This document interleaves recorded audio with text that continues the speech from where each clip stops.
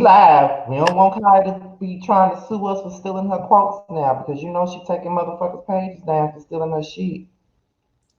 So we can't play her on the. We played her before the clip of the read. Didn't we play her on one of the last episodes? But see, I'm thinking that she's talking about like the entire melee. That's what I think she's talking about. Cause I don't know what other reason it would be, cause she flagged somebody's page and got that shit taken the fuck down, and I don't want us to be her victims. So I did. I had tweeted either the day before or yesterday, one of them, of a read that she did on Nicki Minaj out of nowhere. yeah, I heard that she did do a read on her. She did. Did you I hear haven't it? heard it yet though. I'm putting it in the lineup. Oh, okay. Make sure you do that. Put it in lineup, then. Go right In the ahead. Put it in there. lineup. I'm glad I just thought about that just now. Oh, I and just tweeted the link, by the way, so it's in there. It okay, was out there now, so you can go ahead and put it in there. But I can go ahead and do the introduction. What's going on, y'all? This be your boy Scotty, and Jamar. and we're here with the third official episode of the Prelude. If you guys did not know, we did not do an episode of the Prelude yesterday. Not yesterday, shit, last week because we did drinks, keys, teas, and conversation with, of course, us two, um, giving you the real tea, Messy Miles and Kevin of the Scorpion Show. And we had a jolly old time with that, and we will be doing that again. That was a great video. We went from this topic to the next topic to everything. We talked about It a was great. multitude of shit on It was that great. one. So it was very good. I really enjoyed myself on that. So before we get into the topics of tonight, what's up with you, Jamar? Girl, let me tell you, this stream almost did not happen, child. Baby, I was minding my own black business for about the first hour and a half of my initial shift, and we got this high priority ass incident that went on at work, and I was on the phone stressing out from like 10:30 this morning to about 45 minutes ago. That is crazy. We almost didn't do the shit now. I We was just like, almost didn't do it. girl, postpone it because I didn't even eat nothing. I worked through lunch. I didn't eat nothing. And like, I ate like 8 o'clock last night. Didn't eat any breakfast. Ended up working through lunch, bitch. I was hungry I don't see how you. I don't see how you didn't eat for that long. I don't see because how. I was like literally from 10:30, 10:45. I was on the laptop doing this the whole time I don't see because of the severity of the issues. I was just like, child. But you know what? We done made it. I done got you my made it. fantasy, and God is still good. Amen. The only reason why I ain't got no alcoholic beverages is because I gotta take my ass to that bitch ass job in the morning. Something I don't want to do. Well, I got a couple of hours that I can sleep and sleep off my hangover than you do. Yeah, But yeah. then again, I ain't gonna be hitting it hard and going into motherfucking pain. I'm just doing this just to have a good time during the stream. Right. That's it. I ain't, That's I ain't, I ain't no drinking, y'all. I think every time they see me lit, and that's my no. friend Jabars is in here. He said, "What if someone snatch your chain? Ain't nobody gonna snatch this chain. Nobody. Is that same chain that you've had for years? This is actually the second one. You know, you got the iconic But one that you wear with your But white. but I have had this one for years though. Yeah. So it ain't Uh, like you and completely he gonna off. ask you, I work from home. Yeah, I do. Praise God. Well, I guess we're done with the introduction for tonight. So we're gonna get right on into the show. And this was an impromptu topic. I wasn't gonna bring this topic into this live stream simply because it's a local topic, and the topic comes from my hometown. And I know most of the motherfuckers back home don't watch my shit, but I'm still gonna talk about it anyway. So, apparently, here in my hometown of Canton, Mississippi, it was a social media topic that happened. It was a guy that wasn't from here, and he was looking for a barbershop. He Googled a barbershop. He was Googling barbershops here in the city, and the very first one that he saw was a barbershop called Chandler O'Kane's Barbershop. So that was the first one that he saw, and that was the first one he went to. For what he said on the post, and some of it may be a bit paraphrasing because I don't remember exactly what he said, but I remember most of what he said. So this is what he said. Um, I Googled some shops because I wasn't from here. All I wanted was a shave. I pulled up to this barber shop and I knew that it was all white. All the barbers were white, the customers in there were white, but I still went in anyway. And when I went in, they asked me, "Hi, what can we help you with?" He said, I just want to shave." He told him, "Well, you can get in your car, go to that red light, turn right, and there are other barbershops that can assist you because we're not." And he said that he's never experienced that type of racism before in his life. Now, before I let Jamar speak, I'm going to say this too. The barbershop has been sitting in that same spot in the downtown Canton area for years. I've been on this earth for 31 years. I was born and raised here. It's always sat there. We all walk past that place. Like if we're going uptown to get some food, or there's the homecoming parade that's up on the square, whatever, we all walk past that place. And each time I walk past that barbershop, I've always felt like it was a bunch of Trump supporting, Marlboro light smoking, Confederate flag ass motherfuckers that worked in there. That's how I felt every time I walked past that place. I never had no good energy walking past that barbershop. And I would never go in there. And I never had any experience with the owner, but I know people that have. They spoke out on their experiences with him. One of my friends said she parked her car in front of the shop. He didn't want her to park her car in front of his shop. But being the person that she is, she parked her car in front of the shop anyway. Then it was another guy who said that when he was young, he was working the flea market that year. He was tired, so he just stopped in front of the shop. You know how you running and you stop to catch your breath? He stopped in front of the shop to catch his breath, and he told him to get his high yellow ass away from in front of his shop or he's going to call the cops on him. And the last thing that I heard was that one of the guys that went to school with me, he said when he was like 10 or 11, it was him and some other kids. They were walking downtown, bouncing their basketball. I guess they was walking to the park because there's a park right down the street, a couple of blocks down. He told them to get from in front of his shop, bouncing that ball, or he's going to call the cops on them. I never had no run-ins with this man, but I always felt like he was like a racist man. And before we went live, he was in trouble before. He was on the news before for being being prejudiced against people. And here is the news thing that they had him on the news maybe 4 years ago for something similar to this, but it wasn't a racial thing. It was about LGBT, and someone that I know reposted the video. So here it is. I played it for Jamar before we went live, so I'm gonna play it for y'all. So hold on, here we go. Let me play it. Let me rewind it right quick. Hopefully y'all can hear it. Here we go. If I get a screwball that I don't want to work on, I won't work on the idiot. So if somebody who's gay comes to your barbershop and asks to get their hair, I know he's gay, he'll hit the street. This man owns a barbershop on the street. The idiots that's against the bill are stupid idiots that don't believe in God or anything else. The Visitors Bureau and Film Office in Canton says it welcomes any and all visitors and filmmakers to the community. We have now put our state on front row, and we should not be about trying to discriminate. And that was the newscast from 4 years ago when he was interviewed, and he said that he would not serve anyone if they were of the LGBT community. He called them screwballs.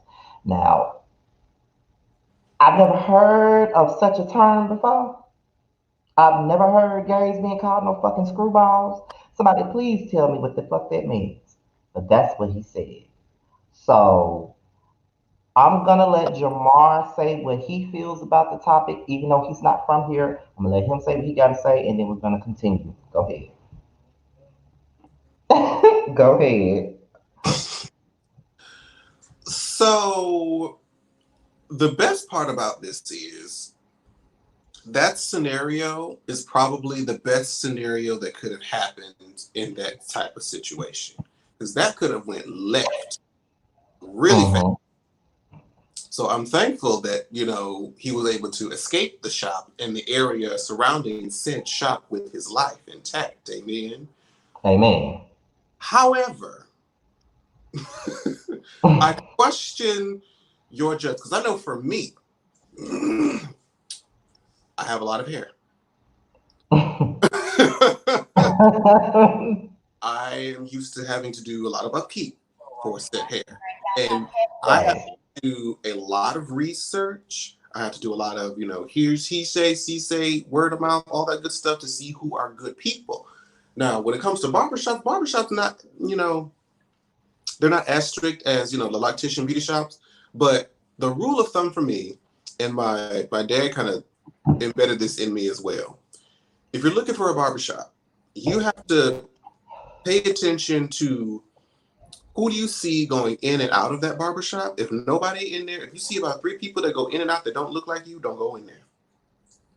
And it may not even be a racial issue. It could just be because they're not going to be able to style your type of hair properly. They may take you. You probably pay them. They'll try, but they're not going to do as well of a good job as somebody who, you know. Right. So I need to see, and honestly, this is something else. I don't know. This could be region based. If I look outside of your establishment and I see the red, white, and blue swirly whatever, don't go in there. We don't put them things outside of our barbershops. We don't. And let me put this in here too. When I walked past that barbershop today with my homegirl, because we went to the restaurant next to it, I've never ever seen a Donald Trump basketball jersey before. I've never seen, not basketball, football jersey. I've never seen a Trump jersey before ever in my life. When you walk past, it's a Trump football jersey, number 45, Trump jersey, laying right on the barber's chair. Set it on fire. Right there.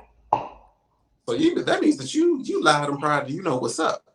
So, but the thing, and I told this to Scotty before. It's like people don't, and they're still not getting it. There's so much power, money, and influence, regardless of what you may think within the LGBT community. Because if you just look at social media, for example, a lot of the biggest creators are LGBT in some way, shape, or form, not even on social media, even in just multimedia and celebrity in general.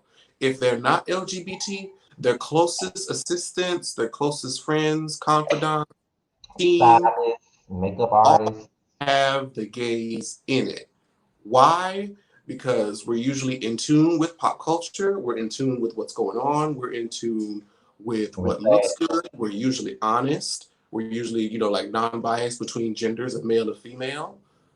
So even in like the age of social media, women a lot of times emulate the things that we say and do, and they'll come to us because they feel comfortable uh, discussing or having certain discussions as opposed to being with heterosexual men. And so they'll take things from us, they'll take ideologies from us that they'll sort of push on their, heterosexual counterparts. And so those same straight men will start to emulate what they want, what their women will want. So just by a few degrees of separation, you need us. Even though they think they don't. You need us. Even though they think they don't, even though they want to get rid of us, and even though they want to say we're pushing the gay agenda, and even though they saying that the government is making us black men gay, because ain't no person from no damn government background has ever made me gay. So I don't know what the fuck they talking about. But that's neither here nor there. The stupidity, just I'm just stupid. like, y'all have to catch on. There's a reason why a lot of these businesses are being pro, LGBT, because they know that we make a lot of money, and people, even like people who aren't LGBT, if you are not, supportive, then they know that they're a high influencer. They know that their supporters are LGBT. That means they can't have no association with you either. So that's even more money being taken away from your brand. Like, why do it to yourself? But you know what? To each his own. They don't think though. They don't think. They just like they want so badly to be hateful, in my opinion. So it's just, but as far as that barbershop scandal, I'm gonna say this. I, for one, and it's not a racial thing. I, for one, would never go in a barbershop like that. I would. It's like some things look racist. You know what I mean? Like their barbershop just look like it's racist. Like it look like they all look like they drive dirty pickup trucks with Confederate flags outside of them with um we love Trump stickers on the bumpers. I just feel that way. And I'm not trying to be racist when I say that, but that's just the way they look. They all did you not hear the way that man was talking on that video? They all seem like they got that same tone of voice. It just they all look like they got a hood, but they just don't wear it. It's just ridiculous. That's just how it comes across to me. And I would never go in a barbershop like that. I would even want a white guy cutting my hair, and it's not a racial thing. I just may feel like they don't know what to do with my head. I mean, and they can be taught, but I need to see you in the environment of other black people Yeah, before. like they may know how to do it, but I'm not sure of that. And then, there are in this same town, there have been dudes that I know that cut hair and they cut white guys' hair and they sit amongst a bunch of black people. But other people's arguments about this in my city is, well, that's his place of business and they have every right to reject someone or not want to serve them if they want to. That may be true. You It can, doesn't make it right. but just know that word of mouth is a powerful thing, and social media just amplifies it 10 times over. So Yeah, and then they want to say, well, you're not going to change that man's mind. It's not about changing his mind. We know that if you're a racist or a bigot or whatever else, you're going to always be that. It's not trying to change his mind. It's about changing the narrative, and it's about awareness and letting people know where not to go and where not to try to spend your money at. That's the way I see it, and it should be exposed because it was so surprising when I knew that people that lived in the city at the same city as me for the same amount of time as me did not even know the motherfucking shop existed. They didn't even know the motherfucking shop was in the area. They needed to know. honestly, the best thing to do as a person of color, especially an LGBT person of color, you don't trust Google to give you barbershops like that. You have to ask people that look like you and live in the same community as you and see what they recommend. Right.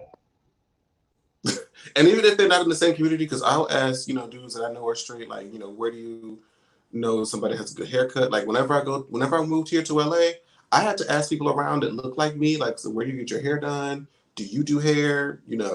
I have to ask the people that look like what I want. I can't trust Google. Google will steer me wrong. Right. So yeah, but Yeah, child, it's ridiculous. I just wanted to talk about this on this platform because the people in my city are just they annoy me. A lot of them do. I love them, but they annoy me. I love them. Sometimes I hate them at the same time, but they annoy the fuck out of me when it comes down to certain issues. They're not. They don't get the. They don't. Some people just don't want. It's like they know what the principle is, but they just don't want to say that that's what the principle is. Who cares if that's your fucking business? I don't give a fuck. It doesn't make it right for you to say to a person because you gay and you like dick that means you can't get your fucking haircut. What the fuck does me liking dick or ass or whatever the fuck I prefer has to do with me getting my damn haircut? I don't My understand. money's still green. Right, regardless of what the fuck I decide to fuck, my money still spends the same. I ain't But fucking you. I ain't fucking right, at children. all. All Not that even sex is consensual. don't have the desire to do none of that. So what are you saying? But okay, okay. Go off, sis. Go off. We can move on to the next topic. Lighter subjects and something where we can be a little bit more shady. Um, Okay. the hoes of Atlanta. Eva Marcel has gotten fired from the Housewives of Atlanta. And I what do I think? What do you think? Because I did a video about this earlier. So what do you think? again haven't seen a season with her on it. The only thing I think I watched the first episode of the first season she was on. I want to say that was 10. That was 10. I remember she was having like a photo shoot and trying to say to Cynthia, "This is how a model really does it." And I'm like, "Oh, this is about to be her storyline attached to competing with Cynthia and modeling." Girl, click next channel. Look, like and I tuned her out ever since. My problem with EBT is the fact that Ooh. she was always throwing shade at people, and then when she got called out on it, she didn't remember what the fuck she said. She never remembers her shade. Like if you gonna throw shade at somebody, you need to remember what the fuck you said. And she just had that reputation of being colorist on the sly. She had the she had this thing of where she was being forgetful about her shade, and even in her announcement that she was leaving the show, she tried to make it seem like she quit. But girl, the way they've been talking about your financial issues, you know you needed that check. So don't act like you just walked away from the show just because you wanted to. You didn't walk away because you wanted to, EBT, you know you didn't. The fact of the matter is, what they probably decided to do was they probably didn't want to fire her like fire her. They probably demoted her ass probably, and they wanted to just give her the friend role and pay her a significant amount less than what she was getting. And she probably said that she didn't want to do it. And that's why she walked away. Because when she said, "But after talking with my family, my friends, and my representatives, we just felt like it was best for me to move on." Yeah, because you wasn't have holding the peach anymore. They probably said, "Okay, we're gonna give you the Marlon treatment, bitch. You're gonna be off to the sidelines, and that's what we're gonna do." And you probably felt like, well, because I am EBT but the diva, and I won America's Next Top Model, and I was doing this and doing that at some point, I deserve better than what I'm giving. So you walked away. That's the same thing Sheree did. But the difference between you and Sheree is delusional ass she by Sheree actually said they tried to offer me the friend role and I felt like I deserved more than that and I walked away. Just say that. Cause you know you no, you didn't leave the show on your own. Stop. Cause you know you need to check. So stop. I again hadn't seen her since. And the last that the last that I saw of her is apparently Portia read her for her Miranda rights on the reunion of this past season. In Yeah, she said regard her to, titties was social distancing. huh? She said her titties was social distancing. I said, Portia, damn it. I say a lot of things about you, but if you ain't enjoyable on this damn show, child. That's what she said. She She said her said, girl, titties was social Portia, let me distancing. tell you something. All the clip I have not watched anything from like a full Housewife episode. I have only seen clips. And when I say all the clips of Portia reading the fuck out these bitches, like she told her that when she said Nene was a drag queen, a white drag queen, I said, Listen, you know I don't like that bitch, so I ain't gonna say too much. I But I, listen. but I will say that she has found Nobody her give me a footing. check, huh? I would say that she's found her footing. I would say that because she wasn't that great at reading for a long time. 'Cause they used to read her ass to shreds because she was so fucking dumb. Well, she still is kind of dumb, but You she know, was even more remedial back then. So she's got a lot better. a late bloomer, but I need, because I didn't realize that this was a thing until I saw it on your channel recently about Nene comparing herself to George Floyd. So this self-entitled ox decided that she was gonna compare her experience on the Housewives of Atlanta to talk about compare her experience on Housewives of Atlanta to the situation that happened with George Floyd and him getting murdered. She said George Floyd was ganged up on the same way that I was ganged up on by those girls on the shop. It's not the same thing. Bitch, are you dead? It's not the same thing. Were you choked to death?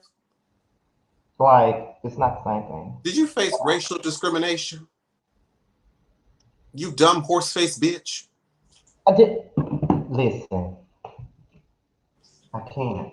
Girl. I can't. She not gonna raise my blood pressure tonight. Like anybody. She just really want to make herself seen and know that she would say anything to get some attention. Because I just know damn well she don't believe that her experience on this show was anything like what the hell he just went through. Like you just got to be fucking mind for you to say that. Like girl, you getting paid to be quote unquote ganged up You're on. supposed to be the richest bitch. Exactly. He didn't get paid to get his ass shot up. Or no, did he get shot up? No, No, he got his neck fucking stomped on with a knee. Got his damn nicks fucked up. Like, girl, bye. It's not the same goddamn thing. And this is my problem with this bitch, okay? This is my issue with her. She always want to bring her ass on, and she can, like, when the show is airing, and she see these girls saying some shit that she don't like, she be the main one on every interview. Get your reads together, girl. Get your reads together, girls. I'm coming for you at the reunion, girl. Get your reads together. You calling every single one of these bitches out. But as soon as you bring your ass to the reunion and get your ass ate the fuck up by all of them, now you ganged up on. Excuse me. Now you ganged up on. Which one is it, bitch? You said you the queen, you the head honcho, you the one, everybody want to be like you and all this shit. Now you ganged up on. Which one is it? Girl, Nene is a motherfucking wildebeest from the goddamn jungle of Timbuktu. I can't with that ox. Like she's like straight up. She's a straight up narcissist. Like if I've ever seen one. And if the show is so damn negative for you, leave. Ain't you Girl, rich? she tried. She tried to make the new normal, and girl, it flopped. Hollywood don't care about you. No, I mean, what was your last acting gig? Candy got her acting gig on the Shy. Where's yours? Can I talk about how annoyed I am? I don't want to see, if I see another commercial on my social media with Nene playing this Coin Master game one more time, I think I'm going to scream. Her acting she's acting as herself and sucks. It's so bad. Like, oh. And you know what, Jennifer Lopez, I'm looking at you too, bitch, because you be doing the same shit, but at least Jennifer Lopez I buy her shit. I buy it. It makes a little bit more sense. You, Lanithia Elephant Leaks. Let's stop calling her ox or elephant. You know, they'll say we disrespecting black women. I said what I said. No, she sat there after a while. Nah, when you sit there and compare yourself, you over there making millions of dollars to argue with these bitches, and you get ganged up on, and you compare yourself to an unarmed black person who died suffocating. Make it make sense, Nene. Like, what else are you gonna do? Like, this is your bread and butter. You're so quick to say, I built this house. I built this house. This is my house. Okay. It's also Sheree's house. It's also Kim's house. Because you're not the only original bitch that was on the show. Like, you're the only OG that's left. Yeah. But it's not just your house, bitch. You're not the only one that was there from the jump. So stop it. Like, stop. And this is like you said, this your claim to fame. At least Candy has escaped. And what it is? But see, what kills me, Jamar, with Nene is that she said Candy was never number one at anything. Well, she wasn't? No Scrubs was number one. No Still Scrubs making got royalties. She probably making more royalties off of No Scrubs than you making through these housewife checks. right. Like she has a Grammy from that song. She got Hello? number one records with Escape. Just Kicking It was the number one song. Understanding was the number one song. Granted, it was on the R&B charts, but it was a number one song, and it was top 10 on the Hot 100. She's had number one songs. Who Can I Run To was a number one song as well. So I'm just trying to figure out how was she never number one. She was a songwriter. She has Grammy nominations out the ass. Well, not out the ass, but she has a Grammy award. One Grammy award is enough. It's a prestigious award. That's something you would never have, bitch. So You what know are you what's talking never gonna be about? number one? Come on What? and come on and come on and get this. Come on and get this. You know what's never gonna be That will never be number one. It won't be number two either. It'll never see three, anything. four, five, So 6, 7, 8, 20, 50, you 100, and like high. don't like my thing is don't try to downplay what somebody else has done and you ain't did shit. Okay, so Oh, you got on Glee for one season and you think you did something. You got on the New Normal. They only lasted for one season and you think you did something. did she You do got on Broadway for like Celebrity a hot Apprentice, second? huh? Did she do Broadway for like a hot second? She did Broadway and she thinks she did something. Candy did Broadway too. What's your point? Her own Every Broadway, not somebody else's. well, Nene is just I don't see it for her. She's a jealous hearted ass bitch. I don't see it for her. Like she want everybody to give her so much kudos for making a living off the show and doing what she did with the show. You know how many But niggas make livings off of reality shows like girl, what? and doing it better. Like what are you saying? Candy has a new business every season. What the hell are you doing? And they What all are you doing? it's not even like them fake, reality business like Blaze hers. We talking about actual revenue building businesses. Boutiques, Not sex like toy Pray. lines. Right. Boutique sex toy lines, restaurants, Oh, mind you, I went to OLG game 2 weeks ago. Hmm. I have thoughts. Candy, y'all are wrong for not seasoning that macaroni and cheese. I'm gonna tell y'all that right now. Y'all are wrong for not seasoning. It came with salt and pepper packages, which made it better. But I feel like from a Southern Black recipe, I expected more, and it was overpriced. Oh yeah, her food is overpriced. Now I heard It's a that. little overpriced, I never but been to the OLG, but I heard it's overpriced. I did. that them greens though, And you went when? it was 2 weeks ago. Like, You must have been in Atlanta. mm-hmm. Oh Lord, you flying out to Atlanta during the pandemic. It's just a shame. Listen, child, I had my face mask, I had my shield, I had my sanitizer, and I had about 3 pairs of plastic gloves on. I wasn't playing with the girls. I had my I don't blame you. I don't blame you now. I don't blame you. But in so many words, fuck Nene. Okay? And I don't give a damn how long she been on the show. I'ma say fuck that bitch. I don't like her. Like I just don't. I don't. I don't. And I'm gonna keep saying it. I don't give a fuck how many famous quotes she got. I don't like that ox ass bitch.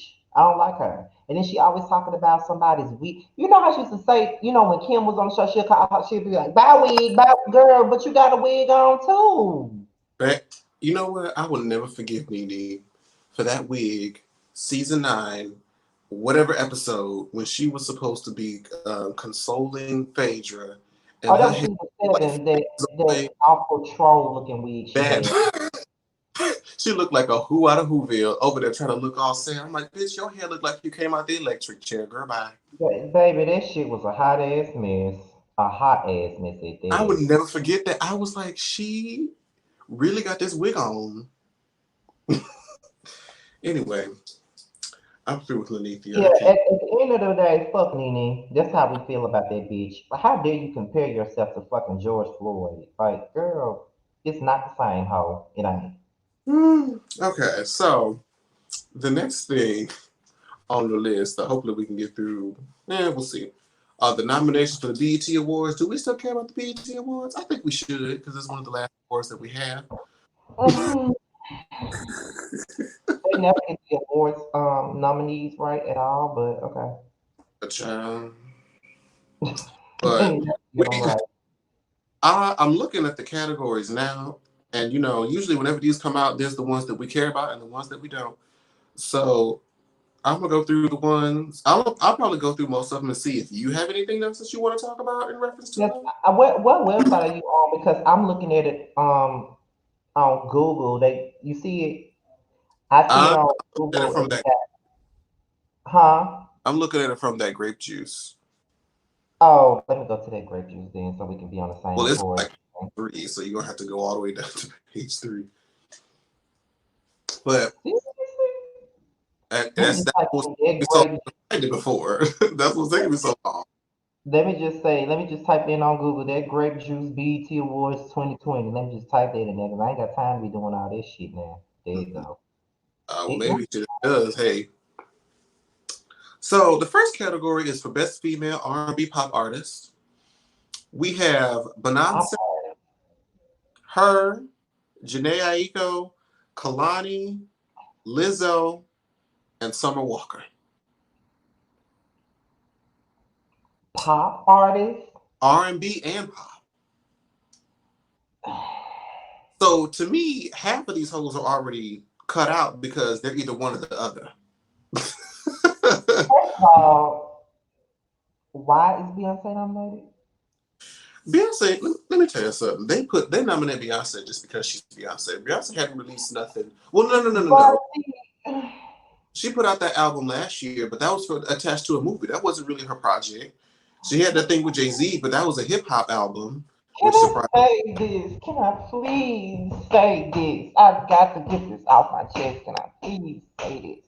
Because Why do y'all nominate her every damn year for nothing? they Like want this her ain't to attend. but she not coming. Stop nominating her for every damn thing. Like real talk. This is my honest opinion here, and this is not no Beyonce hate at all. I just feel like it's so damn stupid. They nominate her every fucking year, and she don't be having shit out, but they want to nominate her. Like stop it. She ain't coming. She showed Rihanna, Beyonce. I want to say Nicki came within the past decade, maybe once or twice. And let me make you just said one name that I also got to address. It was weird as fuck last year when they had Rihanna of all damn people giving Mary her Lifetime Achievement Award. Of all people, how the hell you gonna have Rihanna giving Mary J. Blige her fucking award? That was just so damn mishmash. Of That was all people. They don't even have anything to do with each other That artistic. have nothing to do with each other, but you let her be the one to present her Lifetime Achievement Award to her. That was an excuse to bring the bitch to the show so It she was. They wanted Rihanna could there because they knew that if Rihanna was on screen, people was gonna look. of all the damn people, I'm sorry, but this is so annoying to me. Of all the damn people you could have had to present her award to her, y'all gonna have Rihanna to do it. Where was Monica? She could have given her the award. She actually has a relationship with Monica, and on top of that, Monica makes the same damn music Mary does, and Monica is one of Mary's many fucking daughters. If you wanted somebody to give her award, Monica could have gave her award. If you wanted somebody to give her an Even award, Alicia Keys could have did it. Why didn't I that? don't want that ashy voice bitch to do it either. No. If you wanted somebody to give her award, then if it wasn't gonna be Monica, you could have gave it to Crack Keisha Cole. You could have make her do. You could have No, let her don't do ass do that. it.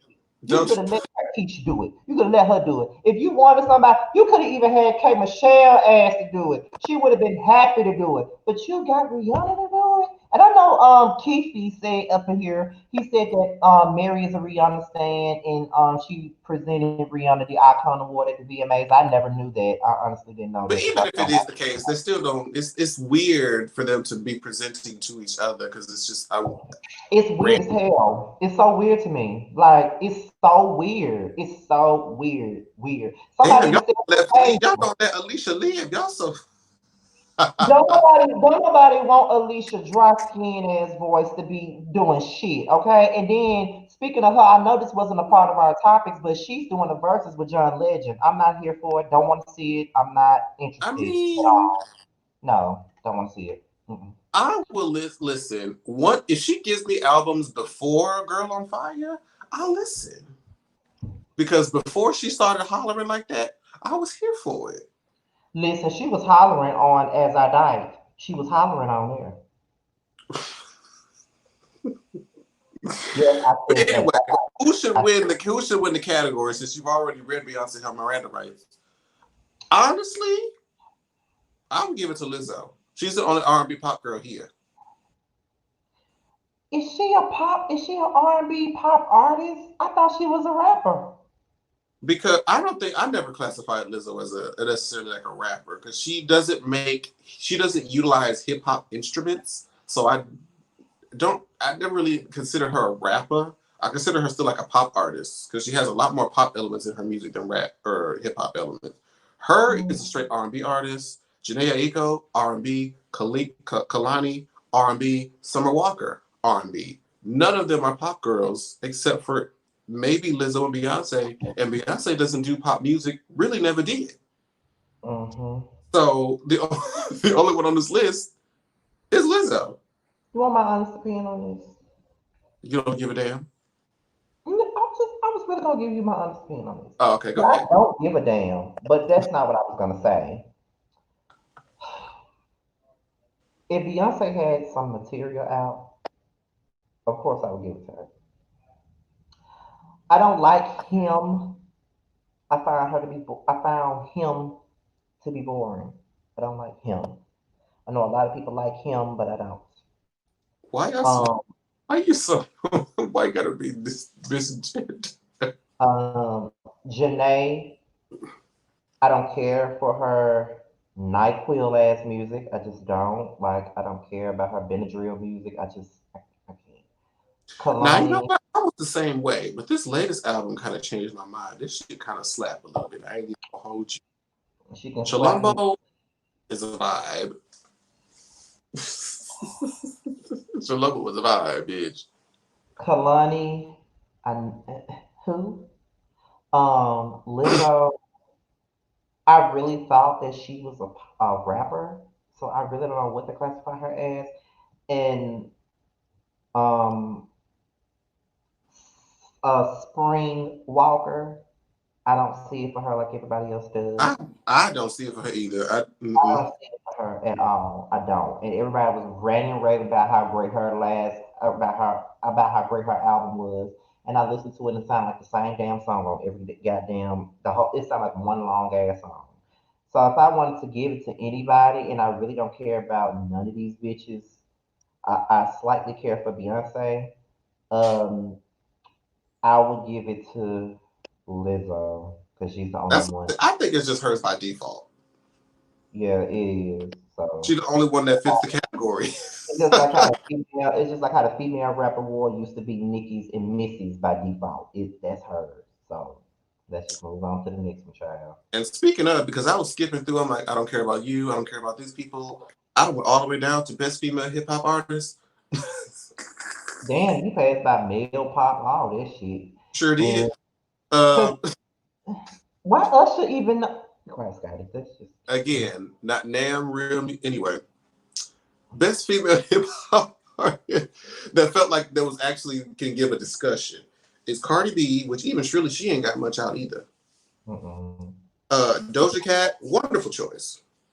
Lizzo, See what I'm saying? This stupid shit. whatever. Megan Thee Stallion for sure. Nicki Minaj by default. Now, Saweetie, I haven't heard anything from Sweetie since My Type. Has I missed something? I never even heard my type, so. Ooh. Well, never mind. So it's definitely not Sweetie. We know we can say that for sure. I feel like it has to be. I'm trying unless they want to give it to Nicki Minaj, and Doja Cat came out as semi-racist recently, so it might go to Megan Thee Stallion. That's who I see it going to be honest. That's exactly who I see it going to, She's the actually. least problematic person in this list. Um, I don't think that Cardi deserves it this Not year. now, not this year. Yeah, I don't think she deserves it. Doja Cat doesn't deserve it. I don't give a fuck what number one song she got. I don't think she deserves it. Lizzo, I feel um, like 2019 was her year. She don't need a 2020. yeah. Megan Thee Stallion is a strong choice. She's been everywhere this year. Mm-hmm. Anyway, so I think if anything, she deserves it. It was Hot Girl Summer last year and Savage this year. So Big old freak last year, like she was everywhere. Cash shit last year, she was everywhere. She was making the most noise out of everybody. she So was. So I was, hopefully she gets her just due. That'll make me yeah, happy. I hope so. It would be very nice to see her win her award. It's just like when August Alsina won his award that year for Best Male R&B Artist. I was happy for him. I was glad, and he won two awards that night. I was happy for him. So I want to see Megan Thee Stallion win it. I don't think Nicki deserves it this year either. I don't think so. For what? It's certainly not Megatron.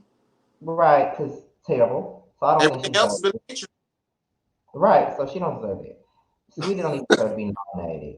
Um, if I wanted to nominate someone in Sweetie's place, it would probably be Tierra Whack. But I'm not familiar with her. you need to get familiar with her because she's the bomb diggity. You need to get into Tierra Whack. She don't sound like none of these bitches on this nomination list though. But I Well, do. you have to give As a her. matter of fact, Tierra Whack reminds me of Missy. She got that weird vibe. Her videos are Missy Elliott-esque type videos. You need to get into her after we get out of here. Because if I had to sit and listen to some shit you made me listen, I forget what the fuck you made me listen to that time. I What? forgot what it was. I forgot what it was. You sent me a link to somebody's album. I forgot what it was. It was a while ago. Oh, it was it was tennis shoe. It was tennis shoe, tennis ball, Yeah, it was that. So if I have to sit and listen to that, I'm a you gonna which you you never did. I forgot. But if I have to, I did listen to that. Not the whole thing though. I probably Uh, couldn't get through the whole thing. But if I could do that, I'm sure you could listen to your way. That is a you know whole what? thing. Oddly enough, I'm gonna go off subject, and this is so random. You know whose album I was really getting into like the past week or so? Cool. Bitch, Tamia's first album. That's random.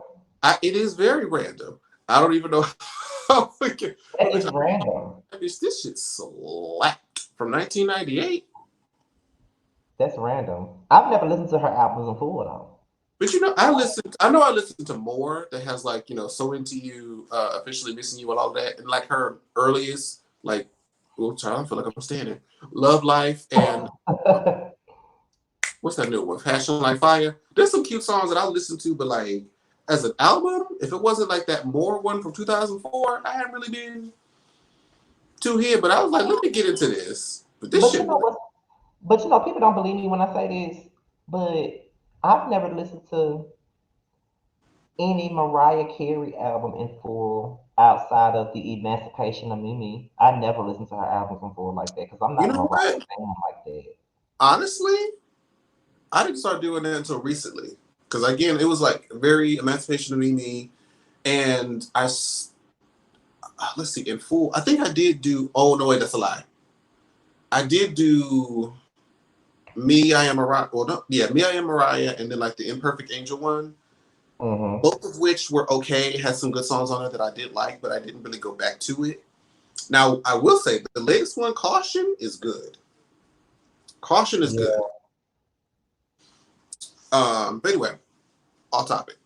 That is off topic, but still I though, just like I had to get that out there because it just came to my mind. I never just listened to Mia's album like that, and I never listened to Mariah's either. But I've always been a fan of Mariah's singles, but I've never felt compelled to buy an album or stream one or anything like that. So To me, his first album is very you. Knowing what I know about you, I think you would like it. Oh Lord. She's the slightly less ratchet Kim Michelle. Well, Honest, listen. I kid you not. I'm really been having a great time with it. But anyway, we'll Before talk we about get back on topic, before we get back on we'll topic, talk about the oil ahead. before we get back on topic, let me just say this since you mentioned K Michelle. Why is it that every time there's a discussion about like artists and like vocalists or something like that, and I state my opinion, the first thing people want to say is K Michelle Yoda, she ain't no vocal queen. I'm like, where did I say that? See, You people, I never mean, hear here's me the thing. Like, you never hear me sit up and say that K Michelle has the best voice in the world. You never hear me say that. I know exactly what she has. She can sing. Her voice is not for everybody. It's not. However, that doesn't give you the right to tell me that I don't have a right to state my opinion on other people's voices. Like if someone said, "Who would you prefer, Kiki Wyatt's vocals or Beyonce's?" I chose Kiki's vocals. Kiki. And I know that Beyonce, technically, if you're looking at technicalities of vocals, is the best singer. But I don't care about technicalities when it comes down to vocalists.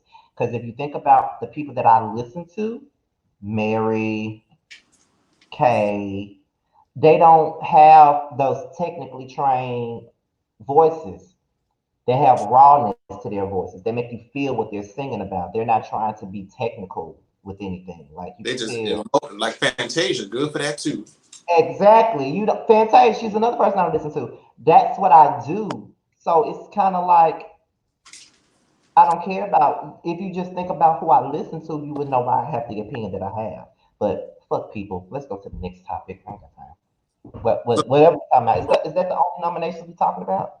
I want to do Oh, album of the year for okay, go sure. ahead. So, album of the year is they have "Cause I Love You" by Lizzo, "Fever" Megan Thee Stallion. Now this is strange again. Now Scotty, they put Homecoming, they put Beyonce's live album for Homecoming on there Watch for them get it. reasons that we've already discussed. Watch them get into it though. Watch. Go ahead. uh, and then 3 albums that I didn't listen to by both her, DaBaby, and Roddy Ricch.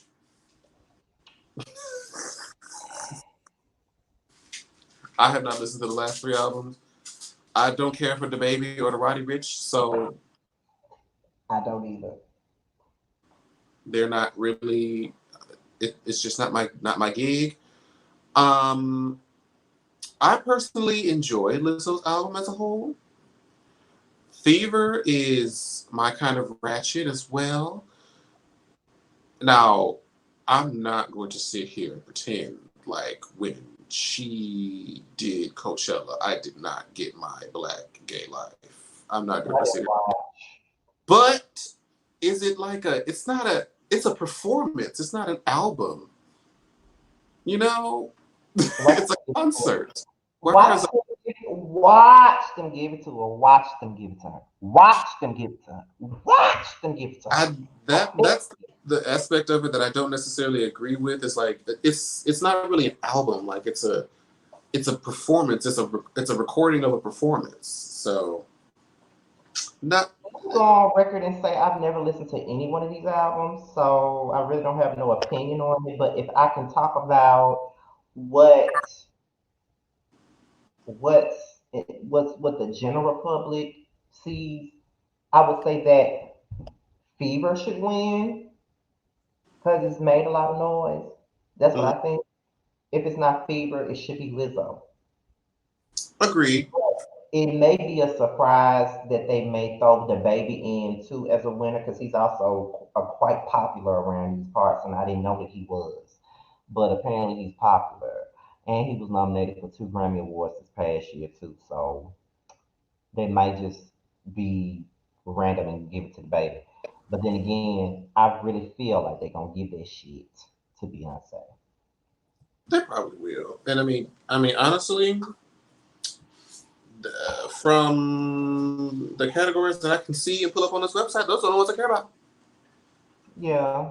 That's it, because all these other categories I never care about. Like, I'm trying to care about them, but I really don't. Because at the end of the day, half these artists I don't listen to, and half these albums I never listen to. Half these songs I haven't heard.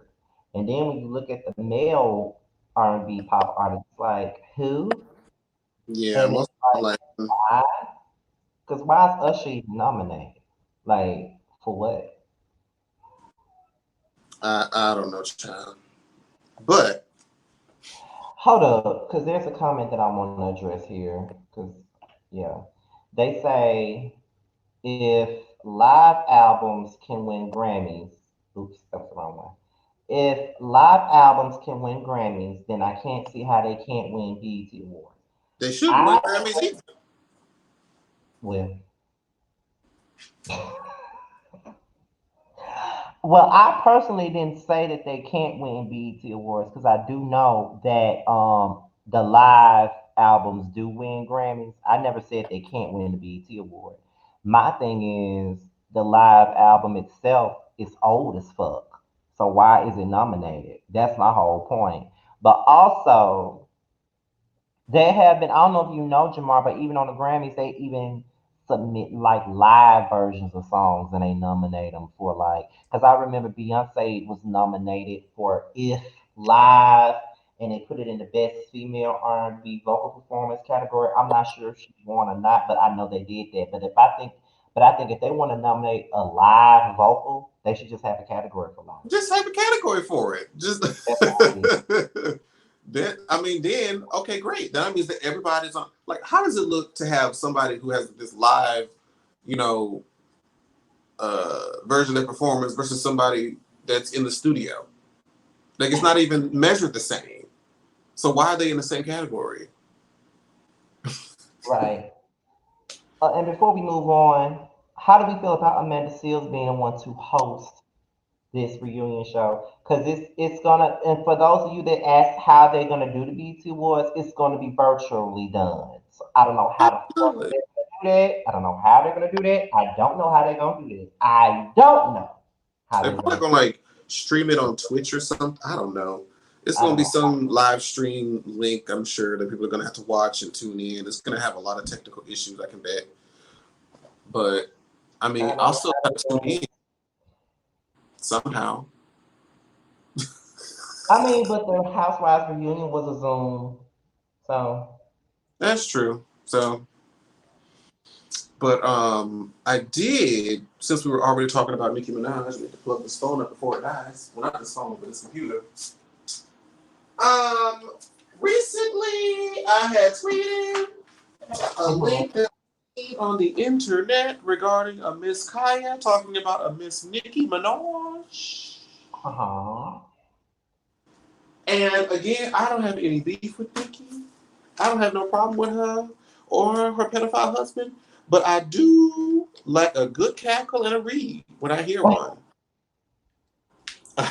And Kaya and her rehearsed notebook ass read made me laugh upon tonight. Now, what I'm going to try to do is I'm going to try to make this full screen. Huh? I ain't saying nothing. Oh shit! Hold on. I'm like, wait. I forgot I had the stream going in the background. Hold on. I'm gonna try to make this full screen so y'all can maybe see it. I'm gonna hold up my computer to the screen so y'all can get the full gig or somewhat of the full gig. Cause this shit, it was funny. The shit was funny. The shit was funny. So let me see if I can finagle this in a way so y'all can kind of get into the gag. Hold on, wait. Let me do it like this.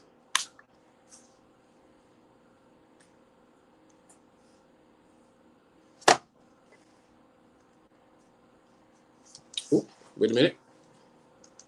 Hold up. Wait. Where my volume, bitch? We are having technical. Wait a minute. Oh, that's why. TV. What happened?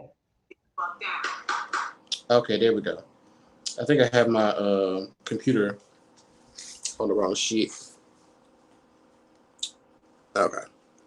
Cardi had you hiding behind security. The Chi-Town hoes will leave you leaking, thinking your water broke, but you just bleeding at the gut. The people say, throw the towel in, Nick Van Dyke, because we are sick of you, girl. All you will ever be is a well-worn feature hoe. And we tired of hearing all them same-ass kitty-ass bars on top of them same old kitty-ass tracks. We'll have some kitties and sit the fuck down. Finally open your mouth and it's on the record with a snitch-ass bitch that got tons of people locked up talking about your old tired-ass pussy, the same pussy that you've been rapping about for 10 years, a pussy that can't bear no fruit. And you should be glad, because Petty can't be around no children, no way. Refer to Usher going to the clinic, baby. Same shop you took your babies to and let them practice. Put that wire hanger up your ass, and now you're having a hard time bearing your own fruit. We the people sure hope your lives are real this time. We know you're a stunt queen and a dick rider who hops on everybody's dick for tracks to ride them to the top. Only this time you're riding a rat's dick, and he can't carry that 80-pound strap-on ass to the top of the charts because we don't fuck with him and we don't fuck with you. It's time to get a choices. First you're saying you're retiring, now you're working with a snitch, you bipolar ass bitch. She devils will do anything for money and fame. Any day now we can expect Tiffany T.I. the police ass Harris and Tekashi Snitch 9 to do a song together. I just want to know, are you still representing the Queen's Court? Oh nigga, oh hell no. After several deleted situations and wound tunes, word on the curve, you're finally with child. We the people say, congrats, girl. If it's real, the baby will have his first slip and slide before he even walks, as he slips and slides right out of your silicone ass foot. Fucking Gucci Man, Birdman, Lil Wayne, Drake, Ebro, Safari, Meek, and Petty, the baby gonna slide right out. You gotta FaceTime Petty your umbilical cord and cut it your damn self, because he can't come nowhere near the child. Your first day of school, because Ken can't go near play day. Nick, you always break records, and you are officially the first married female rapper who has an active parent, but still gonna be a single parent, because you're gonna hear sirens every time Petty comes within 50 feet of your child, in that order. We the people find you guilty of being a menopausal Barbie with mental health issues and drug addictions, a bona fide stunt queen with too many sex offenders in your life. Bitch.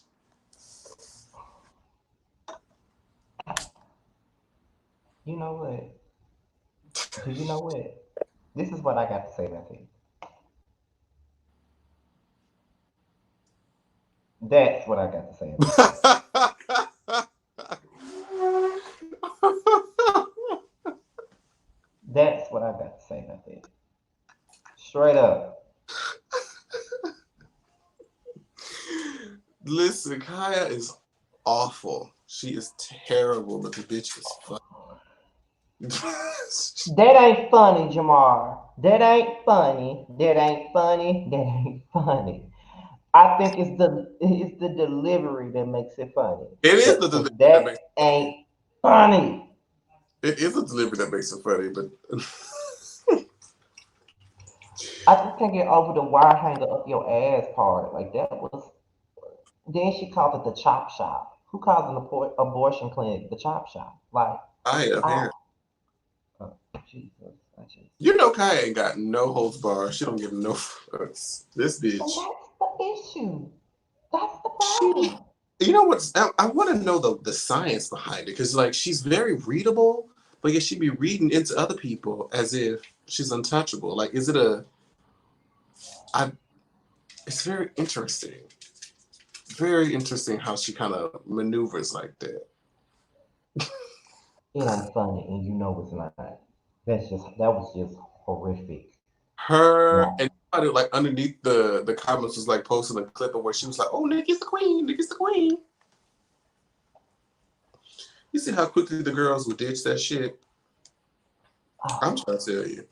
The only part that I found funny, that I just can't deny that was funny, was when she said that if she has her baby, he gonna have to virtually cut the umbilical cord because he can't be around kids. That was funny to me. I can't even front on it. That was kind of funny. But other than that, it's horrible. Nikki's horrible. It's horrible, and you know it's horrible, and you horrible for laughing at it, Jamar. It's terrible. I am, but I'm gonna be honest about it. I laughed.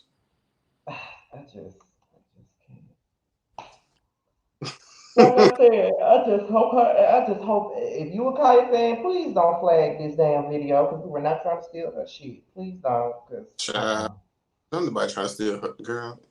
But yes, so that's all I got to say about that one. you wanted to bring the controversy going on again. We talked about her, I think, one of the last, either with Kevin and Bessie Miles about B Simone and her nonsense. They say that she plagiarized her book that she got out now, and they said that she got everything off Pinterest and she didn't do it herself and whatever. I really don't. To be honest, I really don't know the basis of the damn story. I just know they was dragging her ass once again, and I see that B Simone ain't having no good damn week because they just drug her last week for saying the shit about not wanting to fuck with a person that got a 9 to 5 job. Now they dragging her for plagiarism. So I don't really care too much. I just thought that you knew about the story, and I was gonna say whatever I needed to say, but I don't really care. Fuck her and that book that I'm not buying. We can go ahead.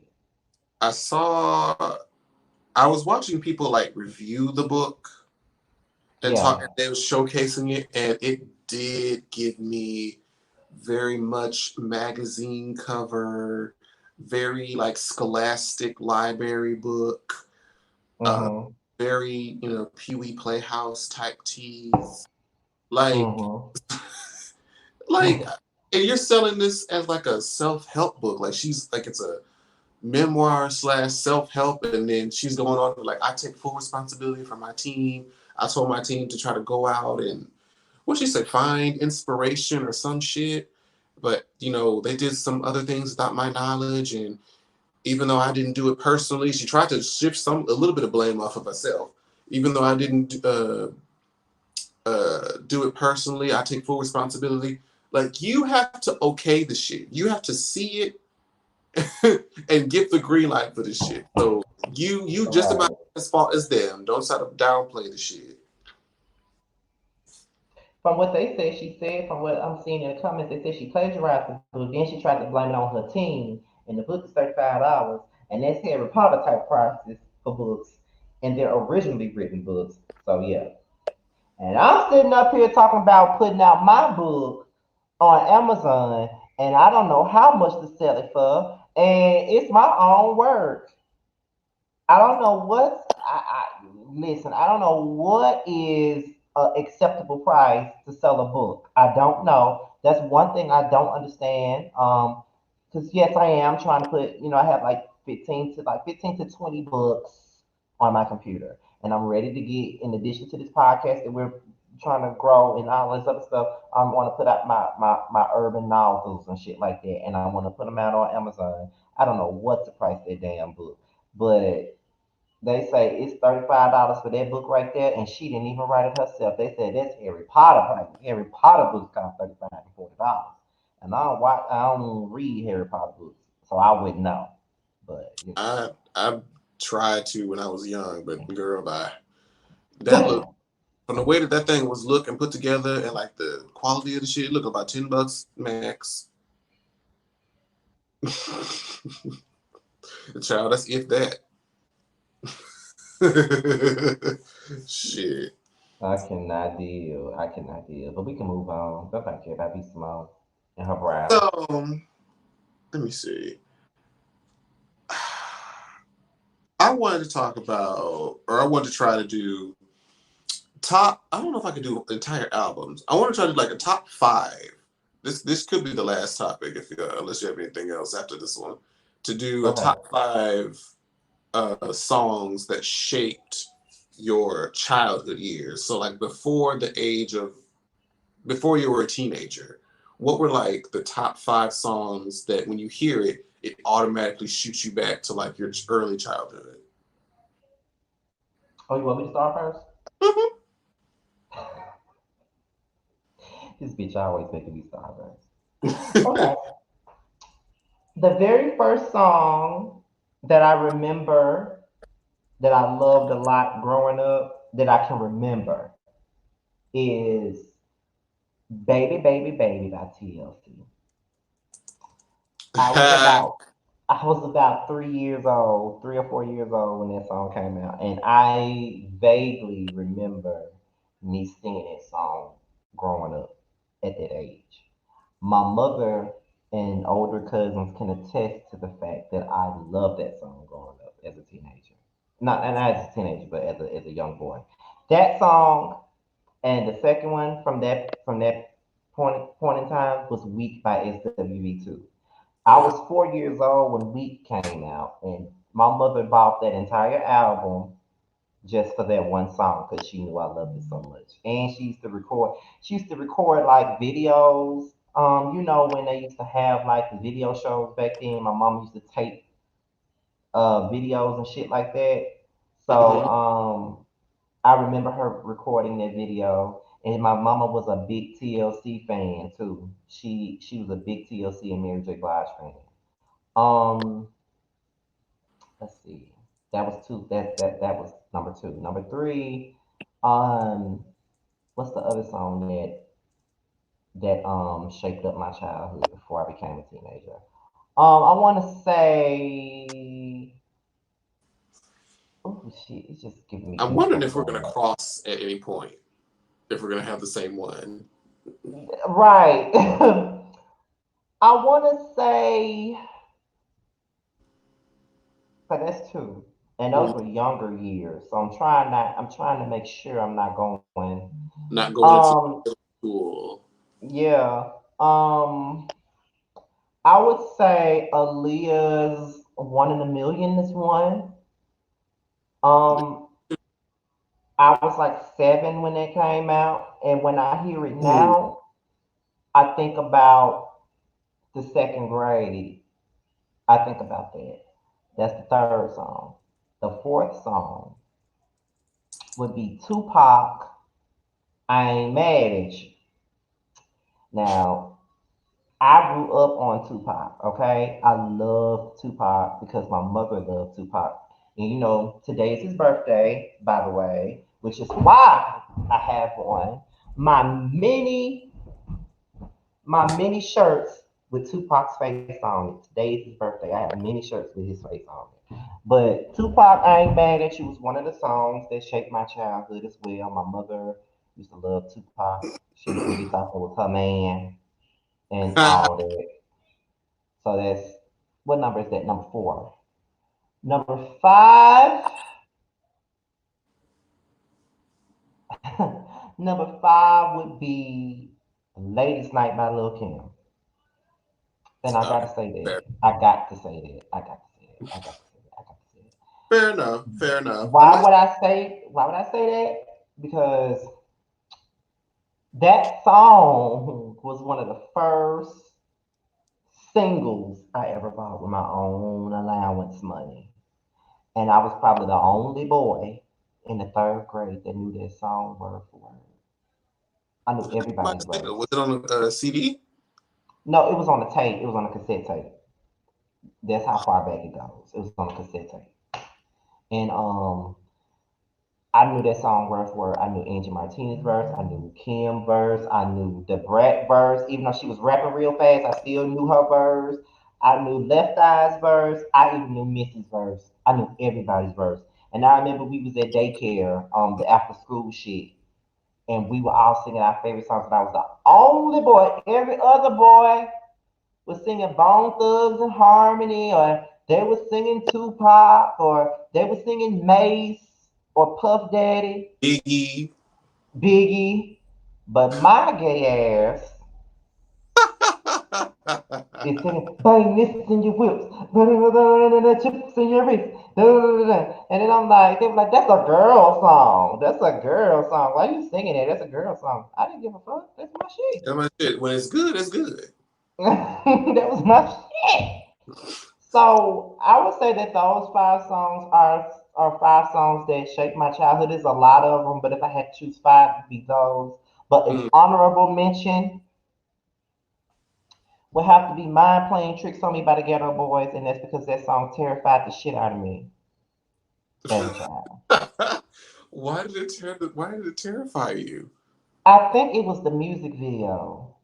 it had something to do with Halloween or something like that. And I was like 4 years old, and he was like, he even started off the verse with ghetto busters going trick or treating, robbing little kids for bags. And when he said robbing little kids for bags, I'm a little kid and I had a bag. And I thought he was gonna take it from me. You know what I'm saying? And even now, I hate to hear that song. That song just it's just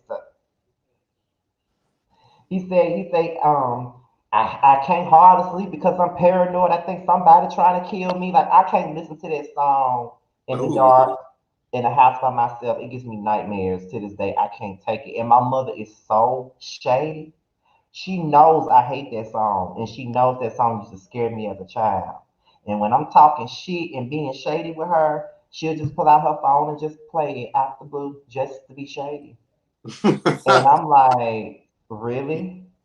well, at least we know where So, you get it from. so yeah, I had to, and I'm gonna show her this portion of this damn stream too, and she's gonna die laughing at this. But yeah, those five and that bullshit ass honorable mention shaped my childhood before I was So 10. I had to narrow this down because there were a lot of honorable mentions, but I'm like, you know what? Let me give it to these five because I was switching up things like as I was thinking about it. Mm-hmm. And so one of them is going to be Monica's Angel of Mine. That was Uh, one of the ones I wanted to name. there was Angel of Mine because also Space Jam was one of my favorite movies of my childhood. And it was on Mm-hmm. that soundtrack. I can't talk about the other song that I love from that soundtrack because that person has been canceled. But Angel of Mine, you already knew. You already knew. Yes. So Angel of Mine for sure. I love that song to this day. It always gives me nostalgia. Um, Destiny's Child, Bills, Bills, Bills, because me and my cousins used to be hopping on the bed, singing that song, watching the music video, like we knew. And they were entertaining me. Like these are my female cousins that are like the closest age of me. And Yeah. they used to, entertain my bullshit, and we would be singing that song like I knew anything about a damn bill and a man paying it. But that used to be the song that used to bring us together. Secondly, well, this is number three. My mom was like a huge fan of Anita Baker, so Mm-hmm. caught up in the rapture. That's one Mm, of my favorite songs by her. holla, baby. It's like Anita Baker and Whitney will always remind me of my mom, and Mm-hmm. some parts of Tina Turner. All of those remind me of my mom because they used to play them out of them songs. Right. But that's definitely one of my favorites. Um, the Boy Is Mine, Brandy and Monica. I forgot to name that one. See, so many of them. So That's what many. like it's just the things that because whenever I think of like my childhood in the '90s, I'm thinking of like the R&B songs that my cousins would introduce me to. My parents, my older aunts, uncles would introduce me to, and I get latched on. That always either reminds me of that period, hearing those songs, or those people from that sort of timestamp in my life that I can recall. And me and my cousins used to always go back and forth. Of course, I was Brandy.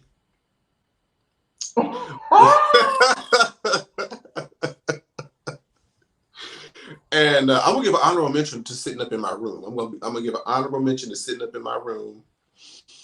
Um, and the last but not least, I played this song so much when I was a child, and for the longest time did not know who it was. But whenever it came on, my gay ass was getting my life and entertaining like I was a drag queen.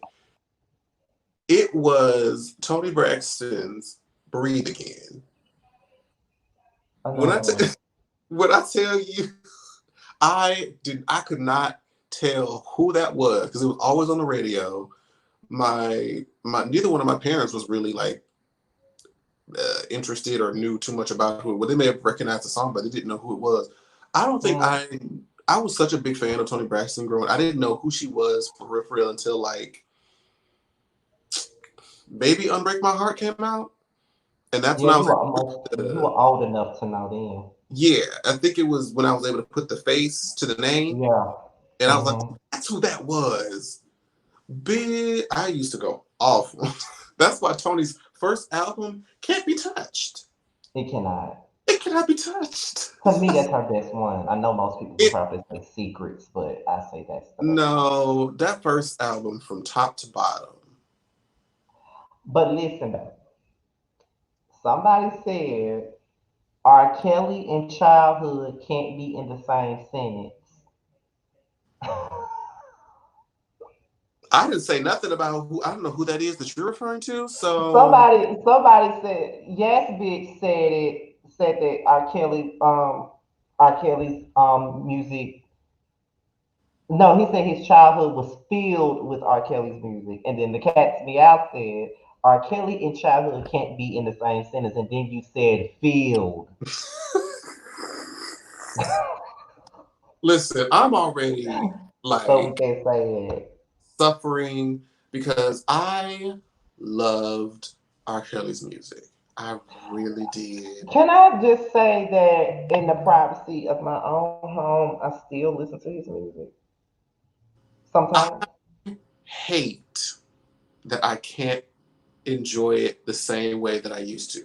I will probably still I don't have it like on my phone recently, but like I might just every now and then go and hear I Believe I Can Fly. I Believe I Can Fly has so many positive memories for me. You Uh know, it sucks though. You know what I mean? Because I don't like what he did, and I would never condone what he did because I was one of the main people that was dragging him for the things that he did.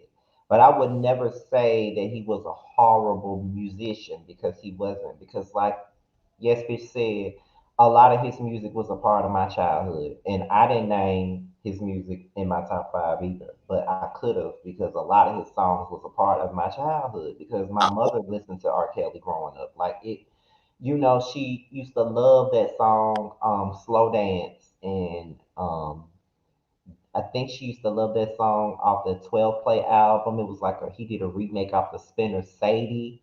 She used to like that song. Like she loved A Woman Sped Up. Like that was her shit growing up. So it's a lot of it's fucked up that we only had five to name though, because there's so many damn songs I could have came up with. But it's oh god, like my off the top childhood had the best music. it's like that period is a time that we will unfortunately never have again. We won't, because I will say that my childhood, my teenage years, those were the best years of music for me. Like I enjoyed it so much back then. These days, I cannot. I I might cannot. song here and there, and even if I do, it's only for like maybe a month or two, and then I'm over it. Yeah, I can. I can. I can. I can. And I know that because of what R. Kelly did, a lot of us don't want to give Aaliyah's first album any type of play or any type of recognition.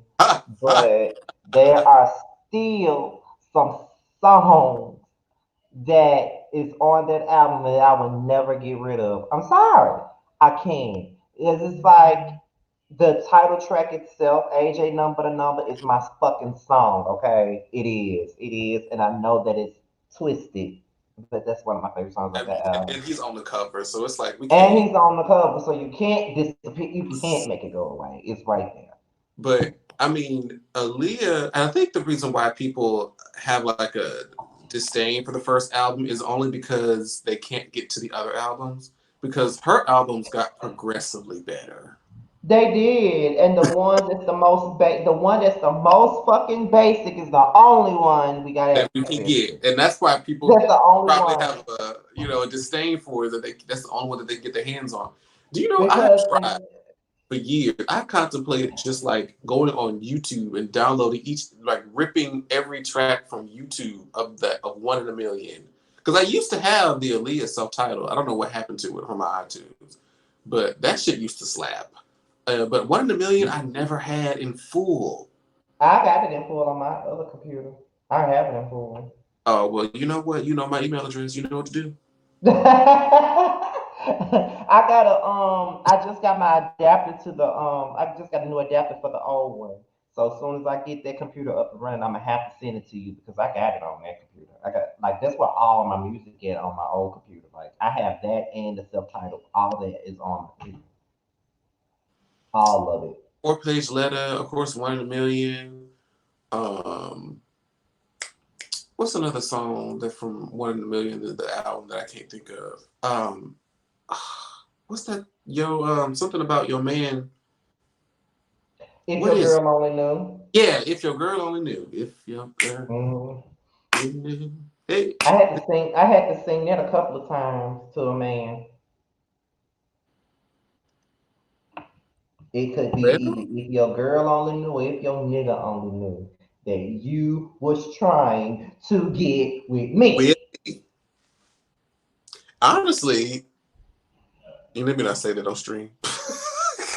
Oh Lord. Cause Scotty,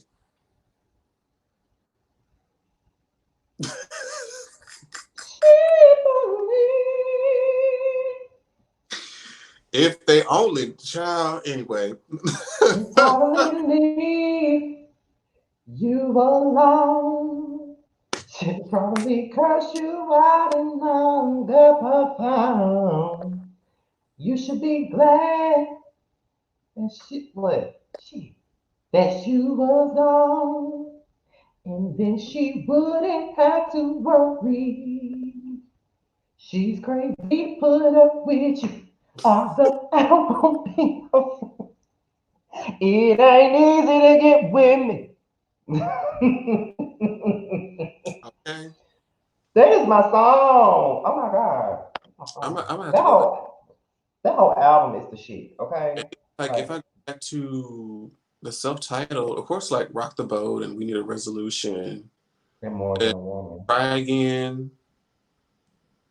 I But care for you. oh, I Care for You is One of her best vocals. That's one of her best. And sometimes I can't believe Missy wrote that song. A lot of times I can't believe Missy writes those type of songs, but she do. I'm telling I just you. I be wanting to hear the demos to these songs though. Like, do you do that?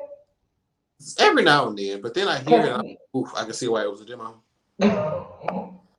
cause when these artists write these songs, I really want to hear how it sounded before they gave it to the artist. Oh, when Because it's like other people, yes. yes, because like with Esther Dean, I've heard her demos to Rihanna's "What's My Name" and S&M. I heard those demos, Mhm. and then it's just interesting to hear. Or Jonte Austin when he did "Can't Help But Wait" for Trey Songz. There's a demo out with that. Or when Neo did "Spotlight" for Jennifer Hudson, that's out there somewhere. And Um, yeah, and Irreplaceable. That's out there. It's always interesting to hear the demo. And I personally want to hear Missy's demos of One in a Million and I Care for You and So Gone. I want to hear those. extra smooth. I would say that Well, been I, live. I, I forgot to mention her on the songs that shaped my childhood. Like it's so many of them. Well, I did mention her. She was on Ladies Night, so I did mention her. But I thought that she was the best thing smoking when I was growing up because the Hot Boys and the Rain and I All in can't. My Grill. Boom, boom, boom. It's because I used to love all those. Like I used to love like those teenage girls, Brandy, Monica, Aaliyah, Maya, Nicole Ray. I loved all of them, and the only one that got named was Aaliyah. But I loved all of them though. It was a I great. did. Again, it was a great time in music. Not so much in fashion, but it was a great time in music. I, what were they thinking when they were putting that shit on? Like what were they? uh, What were they thinking? I didn't even name Escape. Like. I used to love them. I didn't I even mean, but mention to the that. same degree. Exactly. So, oh, did you know that Mary J. Blige did a demo for Rihanna's Umbrella? Yes, and I want to hear that so bad. I'm like, I don't see it. I don't I see. don't either. I don't either. But you do know that the Dream wrote that song, and she worked with the Dream for her Growing Pains album, so that may be where that song was supposed to go. Mm-hmm. But I'm trying to picture her singing Umbrella, and I can't see it.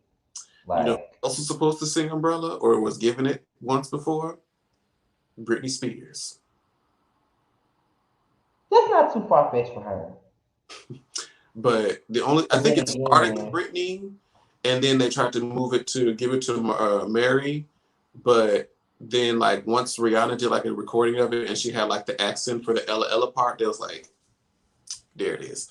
but speaking of Britney Spears, I don't know if you know, but "Hit Me, Baby, One More Time" was supposed to be TLC song. That sounded like a TLC song. It could have been, but then it would have been so much. It would have had a whole different swag to it. Cause can you tell by the way it's sung low? It probably was T-Boz supposed to sing the lead part, I'm you so know. excited. I'm into I crazy and it can't. feels alright. They were supposed to have that song, and they were also supposed to have "Where My Girls At" too by 702. That was also supposed to be a TLC song. "Where My Girls At." I can imagine. Now that's too low. The T-Bot's too low for where my girl's at. At least the way that I hear it in my head, like I'm. I don't know. Like, I think what it was. I think Left Eye wanted them to have "Where My Girls At," but T-Boz and Chili didn't want "Where My Girls At." So it's kind of like, oh yeah, somebody said I don't wanna. I forgot about that from the Friday. a lot of people forget about that song. A lot That's of the them do. Friday soundtrack, right? Yeah, next Friday. Yeah, and it was on the Romeo Must Die soundtrack too. We all I, forget about this song. And she had a song called "The Thing I Like To," and it was on the Low Down Dirty Shame soundtrack, and it's also on Apple Music, of course, because R. Kelly wrote it. And then, yeah, uh, anything she did with R. Kelly, the shit is on Apple Music. Anything she did with him is on Apple Music. So. it is what it is, child. But Oh yeah, somebody just mentioned. Remember Mary J. Blige's song with Ja Rule, "Rainy Days"? I don't recognize it by name. Okay, but that was also supposed to be a TLC song too. I could see it. There was a lot of songs that TLC was supposed to have that they passed out to other people. Since you are, this is a great question that I just thought of spot on. Since you are a big fan of Mary J. Blige, I feel Hmm. like it's very easy to tell like what some of her great albums, which I think we can acknowledge, like uh My Life and Share My World. That's easy. But but but what But is what's Mary's worst album? her worst album has got to be, um, because I know. Do I have to choose one? I mean, you could rank the worst, like the bottom three if you like, if that makes it The easier. bottom three of that collection of hers, the bottom three will have to be "Stronger with Each Tear," horrible. Um, "Love and Life," horrible. And the third one would be, The London Sessions. you said it, not me. But yes, those are the worst ones. The worst. Stronger with Each Tear. You know that shit was terrible. You know it It was. was supposed to be sung by someone else. And not her. Give me that good love. Like, why? But it did have Why? I Am on it, so that I did enjoy. I can give you that. Now, it did have I Am on it. It did. It had I Am. Now, that's the only song that fucking matters. It did have I Am. Not even what was that? The One? You didn't get into The One? I did, but you may think I'm crazy, but when I first heard this song, when she say, stop looking for, I'm the one, I thought she was saying, stop looking for a Honda. That's what I thought she was saying. I thought she was saying, stop What? looking for a Honda. Like, why would she be looking for a Honda? Why would she be looking for a Honda? But back then she had this endorsement with Chevrolet, and the commercial was like, "I'ma buy you a Chevrolet.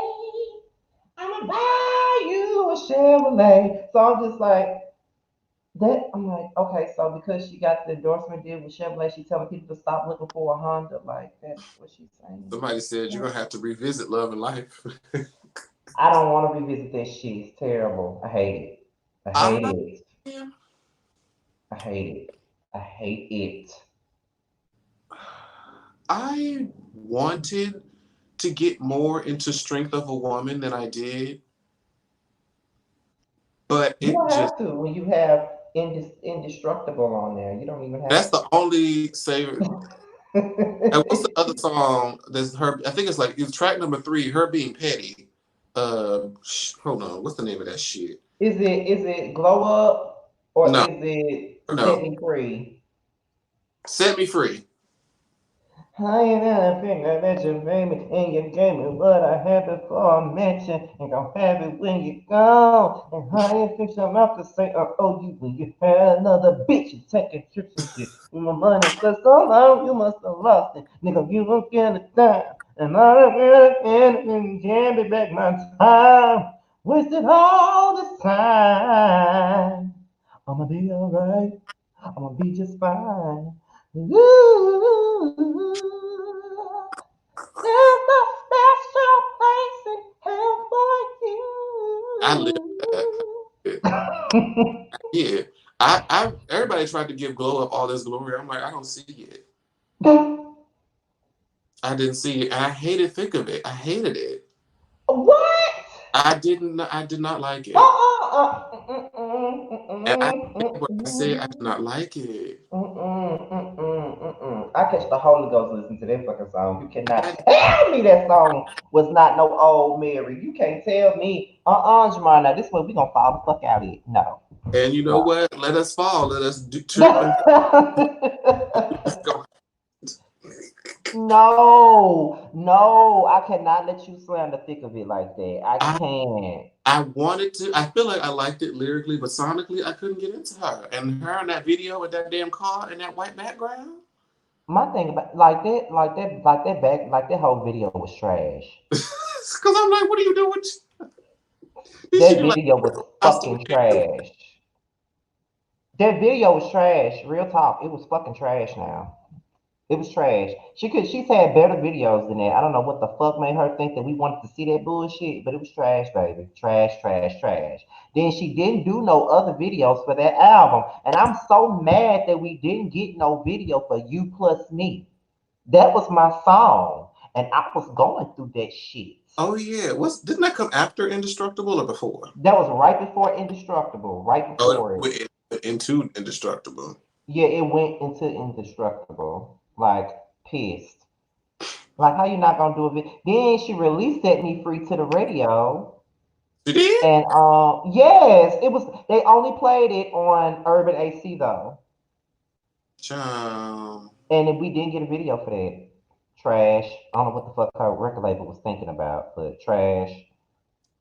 So Like, this will probably be a lot easier compared because I have another good friend of mine who's like a really really big Monica stan like you, and I asked him what the worst Monica album was. I don't mind telling you. Well, he said that it was The Makings of Me.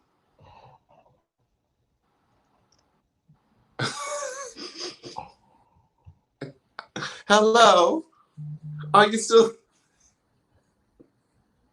Because I'm not even gonna play these games. I'm not. Because it's Now I'm not the telling you, worst this is just one. what I heard. I don't necessarily have too much of an opinion because I haven't gotten into her discography like that in whole. But I'm interested to know your thoughts. That's bullshit, first of all, because it's not the worst one. It's Oh, so, not the worst one. Now, if any Monica album is terrible, if any Monica album is horrid, it would have Corey. to be New Life. I'm gonna say New Life. That's what I'm gonna say. New Life is terrible. But then again, Cold Red ain't short stopping either. So, Oh, Code Red was a joke, but like, really? New Life is like Still Standing Part 2, Yeah, but terrible. it's not as good. Yeah, but I'm like, it's the worst. It's a toss up. It's a toss up between New Life and Cold Dead. That's what it is. Like it's like No Life and Cold Dead. It's between them two because New Life is just trash. It's always been trash, and Monica fans love to try to argue me up down about it. It's fucking trash. I feel like New Life has moments, whereas Code Red has no. I disagree about that. And I'm gonna tell you why I disagree with that. Cold Red does have some moments now. Let me look Remind because me. I forgot the names of some of the songs. Mm. Because I really haven't listened to that album in years. But let's see. Code Red right here, Code Red right here. Oh, that's the worst song known to mankind. I don't know what the fuck made her think that that was good to open the album. Like, girl, are you serious? Seriously? That's how you gonna Oh, open this shit up? Seriously? But okay. Um, Just Right for Me was a great song. Alone in Your Heart is also a great song. Anchor is also a great song. And I did like Oceans of Tears, and I did semi like Love Just Ain't Enough. Even though Timbaland's singing was awful, it works. And I like Deep. I like When I it know. comes down, huh? I know. I think it's the only song there that I can say that like I might listen to again. I Bore was trash. I didn't like that song. I didn't like it at all. And when it comes down to New Deceased, um, Bye. I'm just saying. You have Until It's Gone, Without You, Catch Me, Mm-hmm. Anything to Find You, Big Mistake, and then you have Time to Move On. I think I already said Time to Move On. I'm not sure.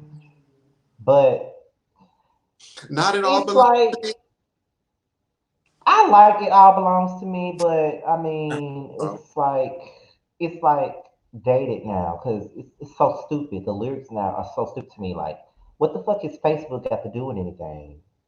So log out your Facebook. Like his Facebook don't belong to you, bitch. What the fuck you logging out of it for? Like, what are you saying? What are you saying? that was such You a know, waste. I don't know. It I think was, they could have. I think thinking back, they could have picked a better song to reunite on.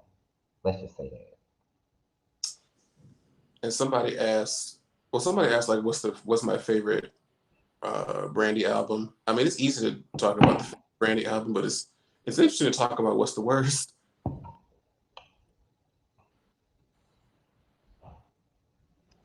I'm listening.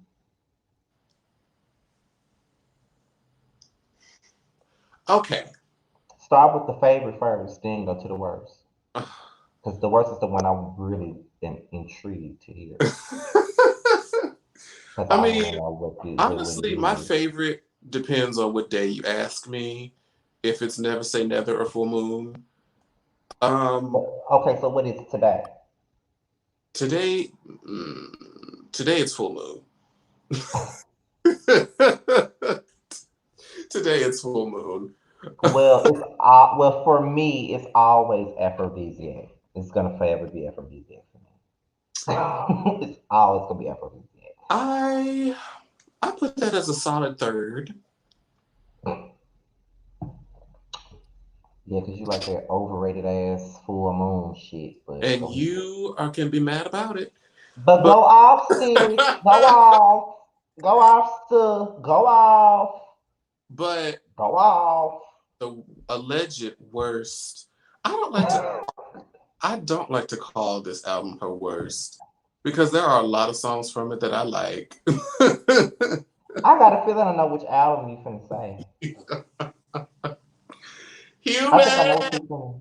I knew you were finna say Human. I knew it. But it's so. I mean, it It's was. really not as bad as they make it out to be, though. It's It's really not not. bad. But I feel like because of the time that it came out and who Brandy was in the public eye at the time, made it just a really sour taste. But like when you revisit that album, there are. I get up on here and talk about the damn True song every time I motherfucking can. Because we talked about this album on our very first live. We talked about that. It's only so many songs that I can sing to pass the time. I mean, Long Distance was okay. But I mean, I feel like if I was in the situation, it would probably resonate a lot more. Oh, I've been in this situation. Can you hear me crying? Oh. But you know what I remember thinking to myself? Even though like Can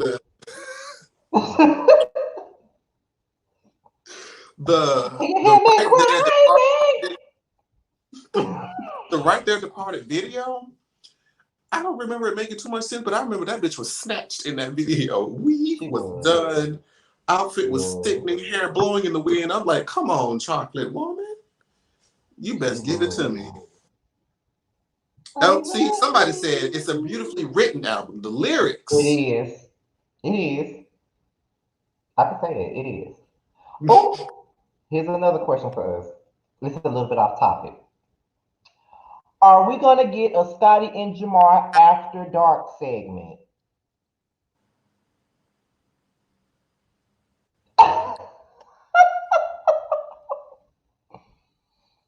Well, I'm going to leave that question up to Jamar. I'm not answering that. I'm leaving that one up to Jamar.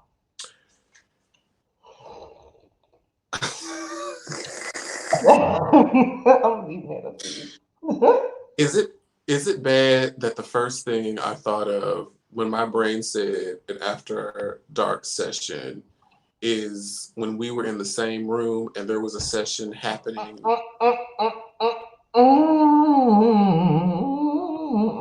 I already knew your mind was going back there. And that's also why. Never mind. That's also why that If Your Girl Only Knew song came to mind. Too. What you saying, huh? What you saying? I'm so tired of you. Stop bringing it up. You never know who's watching. I didn't say nothing. Anyway, answer the question. I'm a virgin, so I'm just... Oh, Jesus. Oh, child, After Dark segment, I have to give all my business. Well, actually, no, that's not really... I can do that. I'm going to have to drink for that one because... Connie? I mean, I'm an open book. I am. But when it comes down to my sex life, I really don't... Yeah, because I'm open about a lot of things, but I am not that open about my sex life like that. So I don't know. Like that could be like a, what do you call it? Like a segment, maybe a segment of like my, maybe like most outrageous or unique session. Maybe. Or the word. I gladly talk about the words. I would gladly talk about that. Cause baby, it be niggas out here bragging about shit and they ain't even worth shit. They just want to brag and say that they slept with me. Okay. You got it. You did sleep with me. But did I sleep with you again though? That's the question. Because if I didn't sleep with your ass again, then you must didn't do nothing right.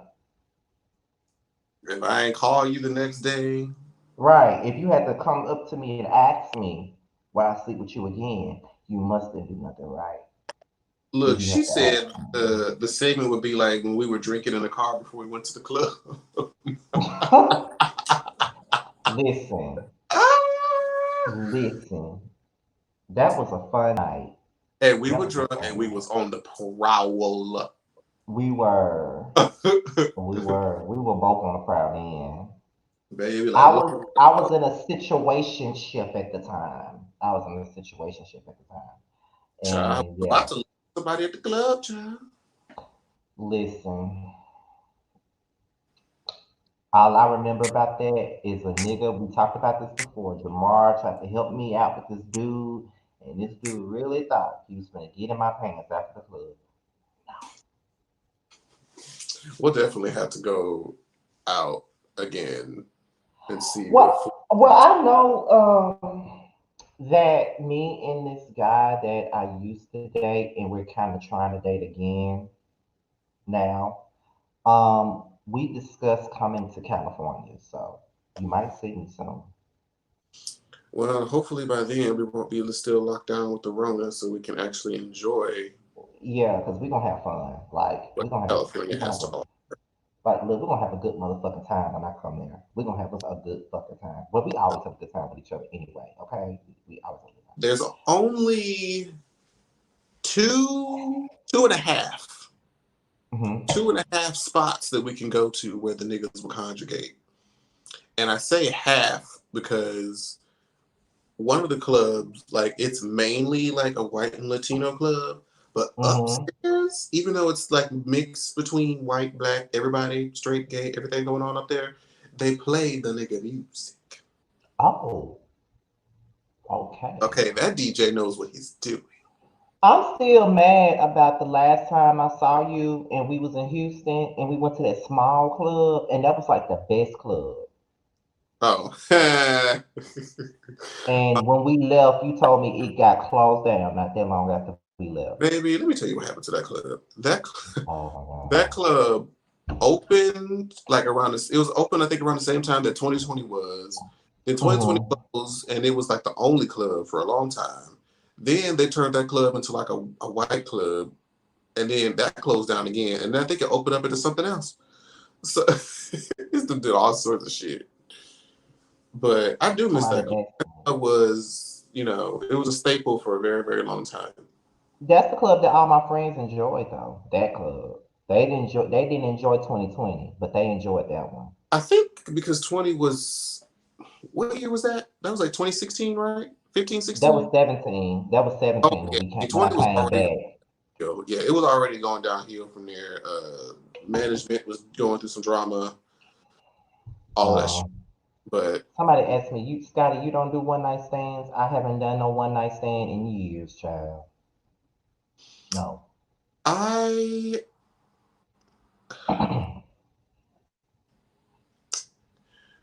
I've done I did a one night stand in January for science, and I say Science. I say for science because before then I have been feeling like I can't really get into a session with somebody if I don't have any attachment to them outside of the physical. And so I was at the club. I interacted with this gentleman, and he was physically attractive, and he offered to come to my place to do the things that adults do. And I contemplated, I'm like, if I do this, because the fact that I'm sitting here thinking about it, like, if I do this, it will be purely out of boredom. And just to see, like, can I really get into the session if I'm just like not even really there? Like, can I do it? Let's find out. And so, so I'm gonna sit here and do the after dark session right now. Um, he literally, Right. He literally came over, and it was so bare bone and just dry. Like he literally walked in, we didn't hardly say nothing when we came through the gate. He walked in, we came into my room, then he literally just took off his pants and got on the bed and bent over. That is so boring. Just like he literally, like there was no nothing, just Terrible. and I'm like, I mean, I guess, but I you know, was I would say that the one night stands I have had was with people that I knew, kind of. Like I had some kind of history with them. You know what I mean? It was never nobody I just met. It was someone that I had. Oh, what was that club? Because the catch me, I said I live in Houston. What was the name of the club? That small club we were talking about, not 2020, but the other one. it was Bayou City, the one that's next to Bayou City. Hamburger, the one that was next to Hamburger Mary's. I think Hamburger Mary's is still there, but the Okay. building that's attached to it on the left side of Hamburger Mary's. Everybody laughing at your for science comment because none of us have never heard of no shit like that before in our life. But But that's then it didn't make sense though. Like the thought process was, I need to test and see, because I've been feeling like that for a long time, but I hadn't had a one night stand in a while. So I'm like, let me see if this is the case. And now I know, like, I can't, and I might be, boring or it might be unbeneficial, but it's just like I can't do it. I would say that the two one night stands that I did have, because I think it was two. So the first one night stand I had was with a Kujic. Yeah, a Kujic pastor. Um, he had been trying to talk to me. Yeah, he had been trying to talk to me since I was probably 18. And I was about 23, 24, and he wanted to have sex with me, I guess. And I didn't have no man, nor was I having sex, and I hadn't had sex for like a year. So I'm like, okay. He lived in Memphis. I didn't expect him to drive 2 hours for my sex, but that's what the fuck he did. He drove his ass all the way down here, picked me up, got a room, and yeah, that was quite memorable, I must say, for good reason because it was great. And to this day, he wants to smash again, and I just won't do it. I won't do I thought you said it was great though. it. It was, but I can't.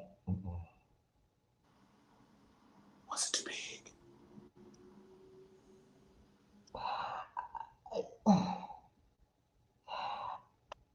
We gonna have to say that for after dark, but Backstage. I I didn't mean to go there. My cousin in here too. I didn't mean to go there, but yeah. Then the second time I was at a club, and it was this guy that I had a serious crush on. I had a crush on him for years, and I was at a mall with one of my friends. It was with my friend Shamaya. We was at the mall, and we ran into him. That was my first time seeing him in person. And after I walked up, we spoke. We shared a church hug, and we went on about our business.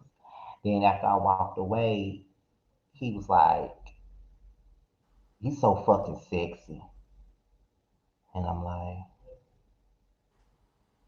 "Thank you." Mm. And he asked me, "Are you going out tonight?"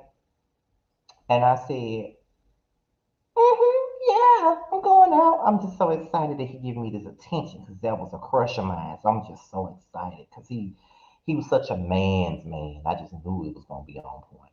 So I'm like, "Yeah, I'm going out." He said, "Bring your cakes with you." So I said, "Well, I'll bring them everywhere."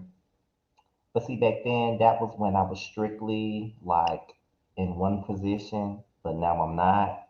So I'm just letting y'all know that that was before I decided I could do both. But that's another story. Anyway, so I said, okay. Oh, that's right. You do top.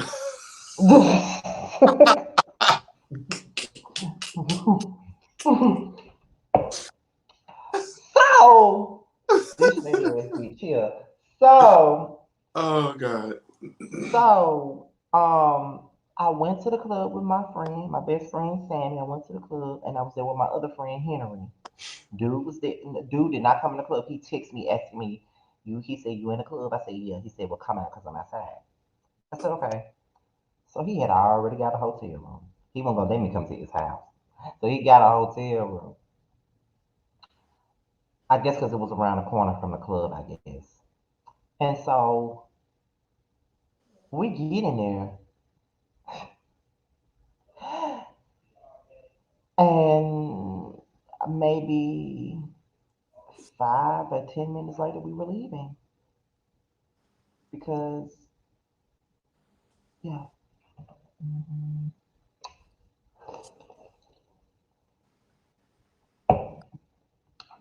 Let's just say that that was the worst encounter I've ever had in my life, and I never want to deal with it again. And after it was over with, he was like, "Don't act funny with me after this.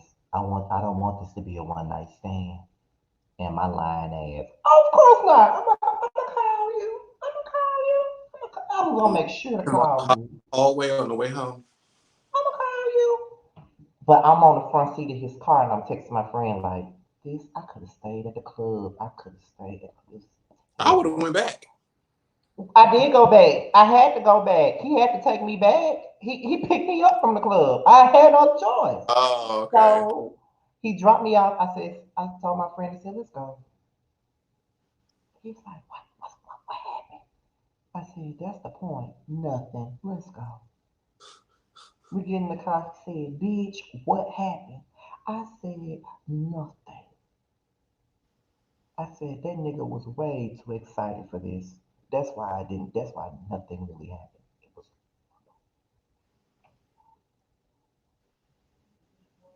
horrible. I've never experienced it. That was probably the worst encounter I've ever had in my life. The worst. The worst. And I was fooled because sometimes a man can look like they're going to put it down, but when they take their clothes off, they don't put it down. They put it up. They don't put it down. They put it up.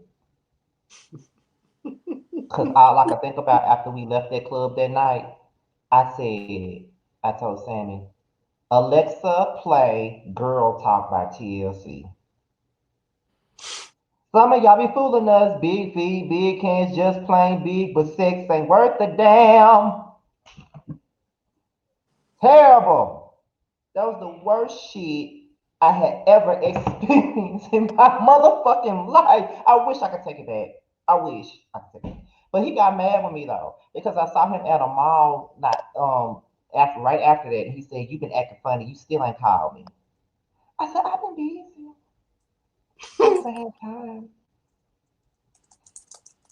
And when I saw him at a club again about a month later, I said, "Hey." He was so mad. He was like, "What's up?" He was so mad. Oh, he was so Wow. mad. He I was so mad. He was mad. And somebody told me, well, Scotty, maybe he was excited. I don't care. so he did like a Missy Elliott. He did a 1 Minute Man type T. See, I really want to get into what really happened. I'm trying to keep it PG-13 because I really want to get into Okay. why it was terrible. Okay. Okay. Well, I'll have to get that to you later. I do want to, because we were about to be at 2 hours. I want to We answer the already last question. there. We Well, already there. I want to answer this last question, and then we're gonna call it a night. What's the question? Is this the one that Sharice got? Yeah. Okay. Now, honestly, I don't have a lot. I don't have like a lot of name and song names associated with Jodeci. I would, if I hear it, I would know it. Well, okay, let's do it like this. If you sing some of the song, I can tell you what it is because I know it. But the thing is, they're not coming to mind. I would have to hear it and be like, "Oh, I know that." Oh God, I'm gonna need you. I'm gonna need you to really get into your black music more than what you do, because I some of this shit you don't be knowing. I be want to slap the hell out of you for Look, the exposure. that. If I didn't get the exposure, I wouldn't know. Look at them talking about we grown. They really want to know what happened. Should I just go on and say it? I'm gonna leave. That's your business to tell, not mine. So Should I go on and say it? I'm asking for your opinion. We'll answer that question, but should I just go on and say it? I mean, Let's just say, and I'm gonna keep this as PG as possible. Let's just say that there was no foreplay involved in this. He was just trying to get right into it. Like we weren't even in the room that long. We had just walked in. And he just got in the bed, and then after that, it was like I hadn't done anything. You already know where this is going. I had not had sex in like a long time, and he wasn't doing nothing with ease. He was ramming himself in me. That's why it wasn't enjoyable. It hurts. It was painful. He was just ramming himself, like ramming himself. And I believe that is when I knew that I believe that's when I knew that I need to get some topping experience because that right there was just not good. It was horrible. Like he was like ramming himself in me like a lawnmower. He was just ramming, and I'm just like, can you stop? and And people then it's not good sex. it's not. But when I say stop, he thought it was good. He thought I'm saying stop like it's It like feels like good. yeah, and it's not. I'm like, stop. Oh, you want me to stop? You want me to stop? I'm like, yes, And she about stop. punched. Like, stop. And then he like, I said, oh my God. You know, I was saying shit like, oh my God. He's like, yeah, oh my God. Yeah, I'm like, oh my God. You was Like, not helping the situation. You was like, and I was not. I was giving him the confidence that he did not need at all. And I'm just like,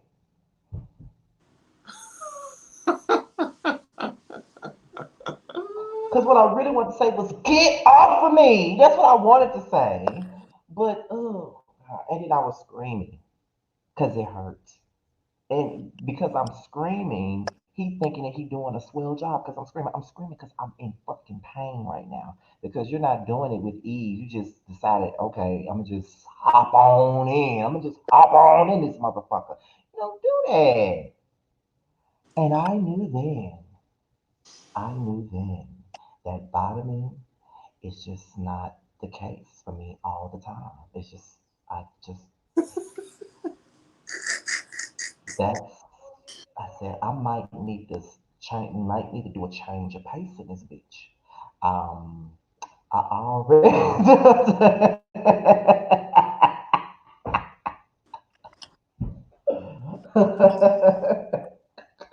come back. I'm trying to come. My both of the times that I went out is both of my parents have tried to call me. Oh God. Wait, why can't I come? Why is my cam not coming on? Child You might, together. you might need to go out and come back in. Hold on, Oh, wait a there it minute. goes. There it goes. That's the There we okay. go. There we go. I'm like, Child. I knew then that I may need a change of pace here. I knew then. But I didn't have a change of pace because guess what? At the end of the day, I went and got some more, and not from him, but others that knew what the hell they were doing. Mhm. But he was on me for about 5 or 10 minutes, and he really thought he was doing something. Like he thought he did it. Like when I got out the bed and I was kind of limping, he thought he did something. Like he said, I got you walking funny. That's not a good thing. And that's what the media would have you to believe. Like if you hurting somebody, it's like that's you have to. Not everybody is the same, and everybody wants their shit to be pounded. That's how people get loose. I'm like, bruh, are you serious? But then, what's really funny? I really enjoy, like, I knew that I'm kind of, y'all gonna laugh at me when I say this, but I'm kind of like, Jamar knows this now. I'm sexually fluid, and I'm not talking about I want a woman. I'm sexually fluid because when I say I'm sexually fluid because of the fact that I love guys with big butts, and that's where the top in me comes in. It like when I see a thick guy with a big butt, I can't help but say something to them. Like I was at work one day, and it was this dude. Clearly, he was a bottom. He had a big ass, and I made sure to help him out with what he was looking for in the store. I made sure to help him out, and I gave him my phone number after that. I'm like, Let me help you find the bread. If you ever need to find the bread any other time you come in, here's my number. listen, I helped him find everything he needed to find. I helped him find some bread. I helped him find some damn seeds. I helped him find some chips. Even if I didn't know what the shit was, I walked with him to go find it. So yeah, I wanted that shit there. I did, and I had to. I don't know. I don't know. It's just like my ex I that I'm mean, talking to. It's like okay, I told my ex that I'm talking to, but that the one I'm trying to reconnect with, the older guy. I told him about that before. I said I like feminine guys with big asses. I do. But it's kind of like I don't want to be in a relationship with those kind of guys. It's kind of like I want to mess around with them. It's kind of like how um it's kind of like how women they are attracted to men, but they mess with women on the side sometimes for fun. That's how I see this. see, it's interesting how women can do that, but men, Yeah, men can't do that. They can do it, but they they can and want to, but they don't. You they know, it's and I'm gonna say that story. we can. You know what? That should be the next topic next week. I'm gonna have to say that I went to Atlanta 2 weeks ago, and the barber tried to fuck me. We'll save that story for next week. You know what? Let's talk about this next week. Let's make this a topic for next week. I don't know exactly what the title should be, but it's basically like sexuality is the topic. Sexuality, period. That should be the topic. Because, Okay. I think everybody at some point thought about it. I think I just feel that way sometimes. I don't know. There may be some people out there that's really never thought about it, but I do think that some people may find some curiosity sometimes, you know. Because it's like this, and I'm gonna bring this up next week since we already know that we're going to be talking about sexuality next week. It's like this: if a dude, no, if a woman lets another woman eat her out, they don't consider that to be gay. But if a man lets another man suck his penis, he's tainted for life. He can 10 never years. get. Yeah, if he did that 10 years ago, he's tainted forever. He can never fuck a bitch ever in life again. But a woman can fuck another woman. A woman can let another woman eat her out, and she can go right back to a man. And if the man finds out that she's ever slept with a woman, he fine with it. But a woman is not okay with a man ever being with another man. I find it to be crazy, but we'll never understand. I'll never understand that. But it's not always painful, Bella Dior. It's not. It just depends on who's doing it. That's what it depends on, in my opinion. But yeah. I did want to give because somebody already talked about me not knowing Jodeci songs off the top of my head. But I do have Jagged Edge and Silk songs. Okay, go ahead. I think, damn, what would be my favorite one now? Because I feel like if I say "Let's Get Married," that's so typical. Because it's everybody's favorite song. I mean, but that's my favorite song. I ain't even gonna sit there and lie. Yeah, so if it is typical, oh well, but it's everybody's favorite It song. is. And Silk, like the one that probably gets me the most excited is Meeting in My Bedroom. Oh, okay. I mean, Freak Me is cute, but Meeting in My Bedroom, something about that really is like that shit is hot. That shit is hot. If a man say that, if a man say that to me, by the time he gets to the bridge, my draw's already off. Well, for me, for Jodeci, however, I'm start off with them. My favorite Jodeci song would have to be, and this is typical, but Forever My Lady. That's my favorite Jodeci song. If it wasn't Forever My Lady, it would probably be Come and Talk to Me. It's between those two. But if I had to choose between the two, it would Oh, be I do Forever know My that. Lady. See? Jagged Edge. My favorite song by Jagged Edge is Gotta Be. That's my favorite song. Oh, I haven't heard that in a long time. And Silk is a toss up for Silk. And it's their earlier songs. And it's between Freak Me and Girl You For Me. It's between those two. Freak Me, baby. And Hey, because of the person that I am, it's Freak I'm Me. choose Freak Me.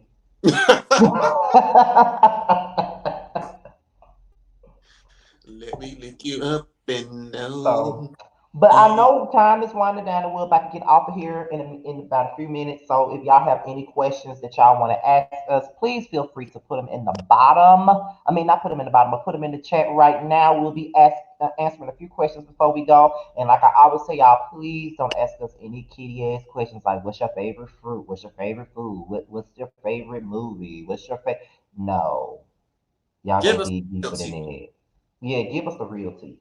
Shout out to Terrence, giving you the real tea. Shout out to Terrence. But yeah, let's we're gonna answer a few questions before we go. This was a pretty good one though. I think so. And while they're thinking of the questions, I just want to throw in my favorite Boys to Men song. Okay, go ahead. Well, at least at the Since you top of throwing my head, yours in, I'm gonna throw mine in. On Bended Knee is probably one of my favorites. Um, what other song do I really, really like? What's the one about, well, I mean, End of the Road is so cliche, That's everybody's favorite but it's song. still, Because it's my favorite song by them. I say On Bended Knee though, because I feel like that's the one that's like makes me like really want to get in. Well, I already said End of the Road is my favorite song. But when you're talking about somebody like Drew Hill, I don't know if you listen to Drew Hill or not. But when you talk about Drew Hill, my favorite Drew Hill song would probably be These Are the Times. And I didn't know that These Are the Times was about waiting to fuck. I didn't know that. Okay, so there's the first question. I'm going to put it on the screen. First question is for Jamar. Are you in a relationship? Do you date men of other races? I don't know what a relationship is, but I do definitely expand. I was actually like for a hot second, I was talking to this Middle Eastern guy. It didn't work out. Um, I'm in conversations with a white man. We'll see how that goes. Yeah, I don't discriminate. It's just all about compatibility. But I am single as a motherfucking dollar bill right now. My phone is dry as none puss, and we're trying to change that. So if you are, somebody that is over the age of 25 with a good 401k and good credit, hit me up. Oh wow. I'm not. I know that question was for you, but I'm answering anyway.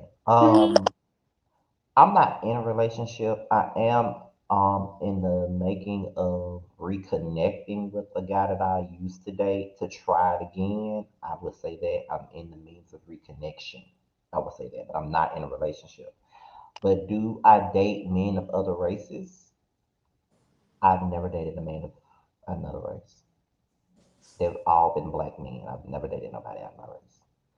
Um, do I think I would? I'm not sure because um, I never had the desire to. It's not that I don't want to. I've just never seen like a white dude that make me wanna date them, or I've never seen like like those Arab guys that work at the gas stations. Like they tried to talk to me, but it's like, boy, Man, that's the example.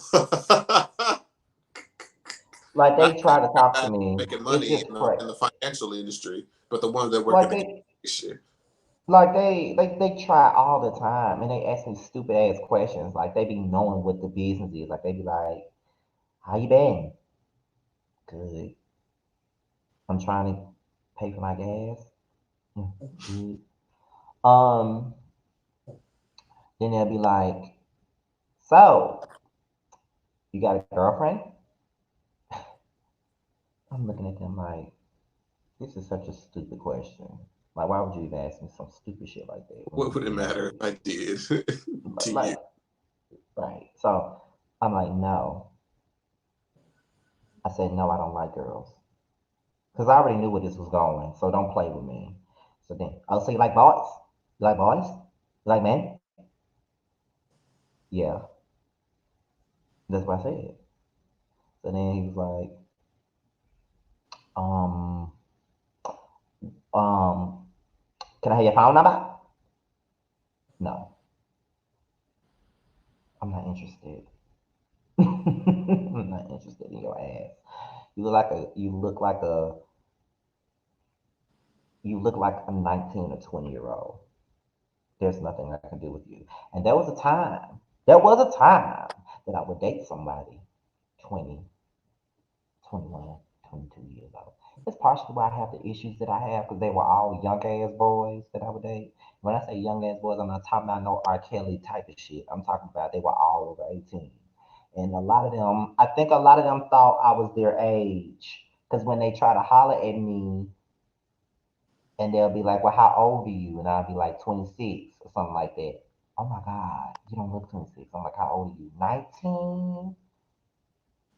And I'd be like, okay, well,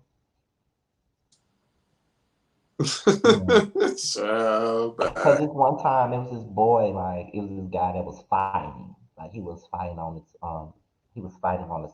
Somebody recorded him fighting somebody, and he wound it up in my inbox. And I did not know how old he was. I was like 20, 28 at the time. And we were texting and shit like that. But then I looked on his page, and he said he was 17. I hurried up and deleted that number. You ain't finna get me. I hurried up and deleted that number because he did not tell me he's 17, period. And he didn't look 17. And he did not look 17 at all. He looked every bit of 22. No, ma'am. I hurried up and stopped texting his ass. No. They're finna put me in the goddamn clean. Period. Okay. The second question is Scotty and Jamar, would you relocate for love? No, Huh. Why not? because it would have to be in a situation where I would be there anyway for some sort of stability. Like if it benefited me financially, if it benefited me career wise, because I can't, like, it would be stupid for me to go somewhere where I don't have a real job or I would take a pay cut at a job just to be near somebody and things don't work out, then what? Well, wa- um, I would say that somebody that I dated was going to relocate for me. So I can't say that I would be against it because a man was willing to relocate for me. But that's because he has the type of job where it doesn't matter where he moved to, he was gonna make money because he's a truck driver. So he was gonna make money regardless of where he went. You know what I'm saying? So, he was willing to relocate for me. And that's why we're still in contact now. He will relocate with me or whatever. So I can't say that I wouldn't. The next question is, have you ever been in a toxic relationship? Child, you better go watch the second episode of the Prelude because we talked about that with Aaliyah. Child. Both of my relationships were toxic. The last relationship I was in was fucking toxic. The last one. The That's why very last one I was in. I'm very careful with who I give my energy with now. Exactly. Exactly. Um, the next question is there an ex that you still have not fully released from your heart, meaning you physically moved on, but you're still in love with them? No. I mean, there's people that I still have love for, like I care about them, Yeah. I don't want anything bad to happen to them, but I don't secretly want to be with either one of my exes Well, I because can't say nothing because I'm we're reconnecting with like one. to be with them at the time, and they may have grown. They're probably not the same person. I know I'm not the same person, but it's still just like I don't really have a desire to try that avenue again because I feel like there's other avenues that could get it right the first time. So I I mean, I'm not gonna cut them off, but I don't really feel the need to pursue it again. Like the circumstances would have to be something real fantasy like. Well, I will say that I can't say anything because I'm reconnecting with the ex, but it's because we did not end on the bad terms because I'm the one who walked away from the situation. And that's because I wasn't ready for the things that he was ready for at the time. And to be quite honest, I did not understand him much at the time when I could have just had better understanding. So now at this point in time, it's like we're reconnecting and we're getting to know each other in a better way. He understands my personality more than he did before because the type of person that I always say it takes a special kind of person to be in a relationship with me. It takes a special kind of person to be my damn friend. Because sometimes I need my space. I don't want to talk on the phone all day, every day. I don't want to talk on the phone. Sometimes I'd rather you just text me. There's some days where I don't want to be bothered at all. Like I may have a day or two where I don't want to be bothered. I just want to be creative. I want to write. I want to film my content. I don't want to be bothered with human beings. And I don't care if I love you or not. I don't want to be a part. I don't want to deal with human beings for a day. I know that's not You're the introvert. normal thing to do in a relationship, but I do need that. I can't, be in a chokehold up under somebody all the time. I gotta have my space. And he understands that now, but he didn't understand it back then when we first was dating because he never dealt with nothing like that. I'm a whole different breed. So yeah. Um, Next one is Scotty and Jamar. Have you ever been a player type? Do I look like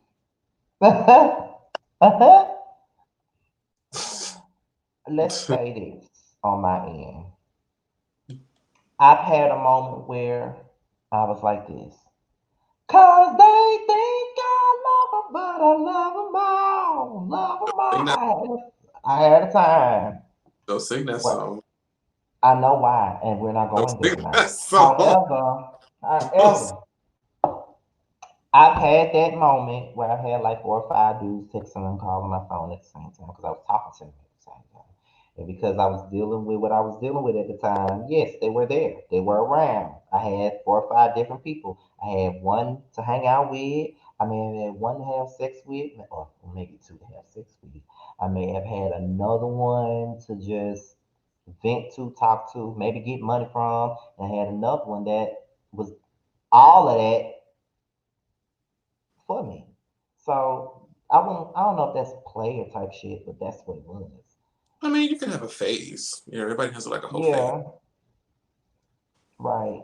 but Um, that's just never been me. I tried to do the text multiple people thing, and it's just like I don't have the energy to deal with all that. I only have the energy to deal with myself and maybe one other person. I That's it. understand. Scotty and Jamar, what was your thoughts on rapper Trina calling the protesters animals? Well, I did a full video on that. We did a prelude on that. Yeah, we did a prelude on that, so you'll probably have to go back and watch that, child. I don't even want to go there this time. Okay, y'all. But, however, it's about that time. I got sleepy as shit. It's 10:30. I supposed to have been got my clothes and shit ready for work tomorrow. Not that I want to go. I'm thinking about calling the fuck in, to be honest. But anyway, It's been a long day for me, this child. this was a great episode of the Prelude tonight. We had a great time, as we always do. Me and Jamar always have a great time. But we had a great time tonight. I'm loving the fact that you guys are supporting the Prelude. It's a slow build, and we already knew that it would be a slow build anyway. We're both small YouTubers, so it's going to be a slow build. So the more we continue to do this, and the more y'all support, the better it's gonna be. Um, I know that next week we pretty much made it known on here that we're gonna do another one next week, and we know what we're gonna talk about next week. What day? I don't know. The days are always going to be on what Jamar got going on. Because I'm down for whatever day. Baby, But I'm gonna do that today. right. Like the way we come up, the way we do this is every Friday or Saturday, I get my schedule from work for the next week. And I look at my schedule, and once I get it, I ask Jamar, what day do you think would be a good day for you? Because I get off at 6 most times. So when I get off, I can get myself prepared for this. He'll be like, well, I could probably do it Tuesday, or I could probably do it Monday, or I could probably do it Wednesday. A lot of the times, Tuesday and Wednesday be his better days a lot of the time. Hmm. So that's when we normally, those are the 2 days that we're probably going to be doing it like that, probably Tuesday and Wednesday, because those are his better days. And then we sit and we text each other and we talk about exactly what we're going to talk about. But this time we ain't got to discuss that. We already know what the hell we're talking about this time. So yeah, keep supporting it. Um, G Status Hustle comes out this week, and we'll both be doing reviews on that, and we will be coming together possibly with other YouTubers to discuss the show. So yes, we're gonna be everywhere around this beach. So just be ready next week. Like I said, we really appreciate your support. We really do. We really appreciate it. We appreciate We do. It's been great. I it. It's knew. really yeah, it's fun. I guess it's great because it's fun and we already know each other inside and out. Well, I ain't gonna say inside and out because I've never slept with Jamar, so let's keep that real. Uh, However, because the inside and out part didn't sound all right. And they already be saying y'all should be a couple. And I'm like, no, They try to match up everybody. To be honest. like, no. Girl. That's so. Can't sleep with So, you can't sleep with so, period. But however, we appreciate this. We're really gonna think about doing it after dark though. I feel like, but all my sexual experiences have been so whack. If we do it after dark, we may need to. Okay, how about this, Jamar? If we wanted to do it after dark, would you want to add others on here? Yeah, that could be another one. Yeah, Messy Miles and Kevin again. Yeah, it would be. That'd be good. That'd be good. I'm like, Because I yeah, know I'm them like, going. listen, I believe it too. Actually,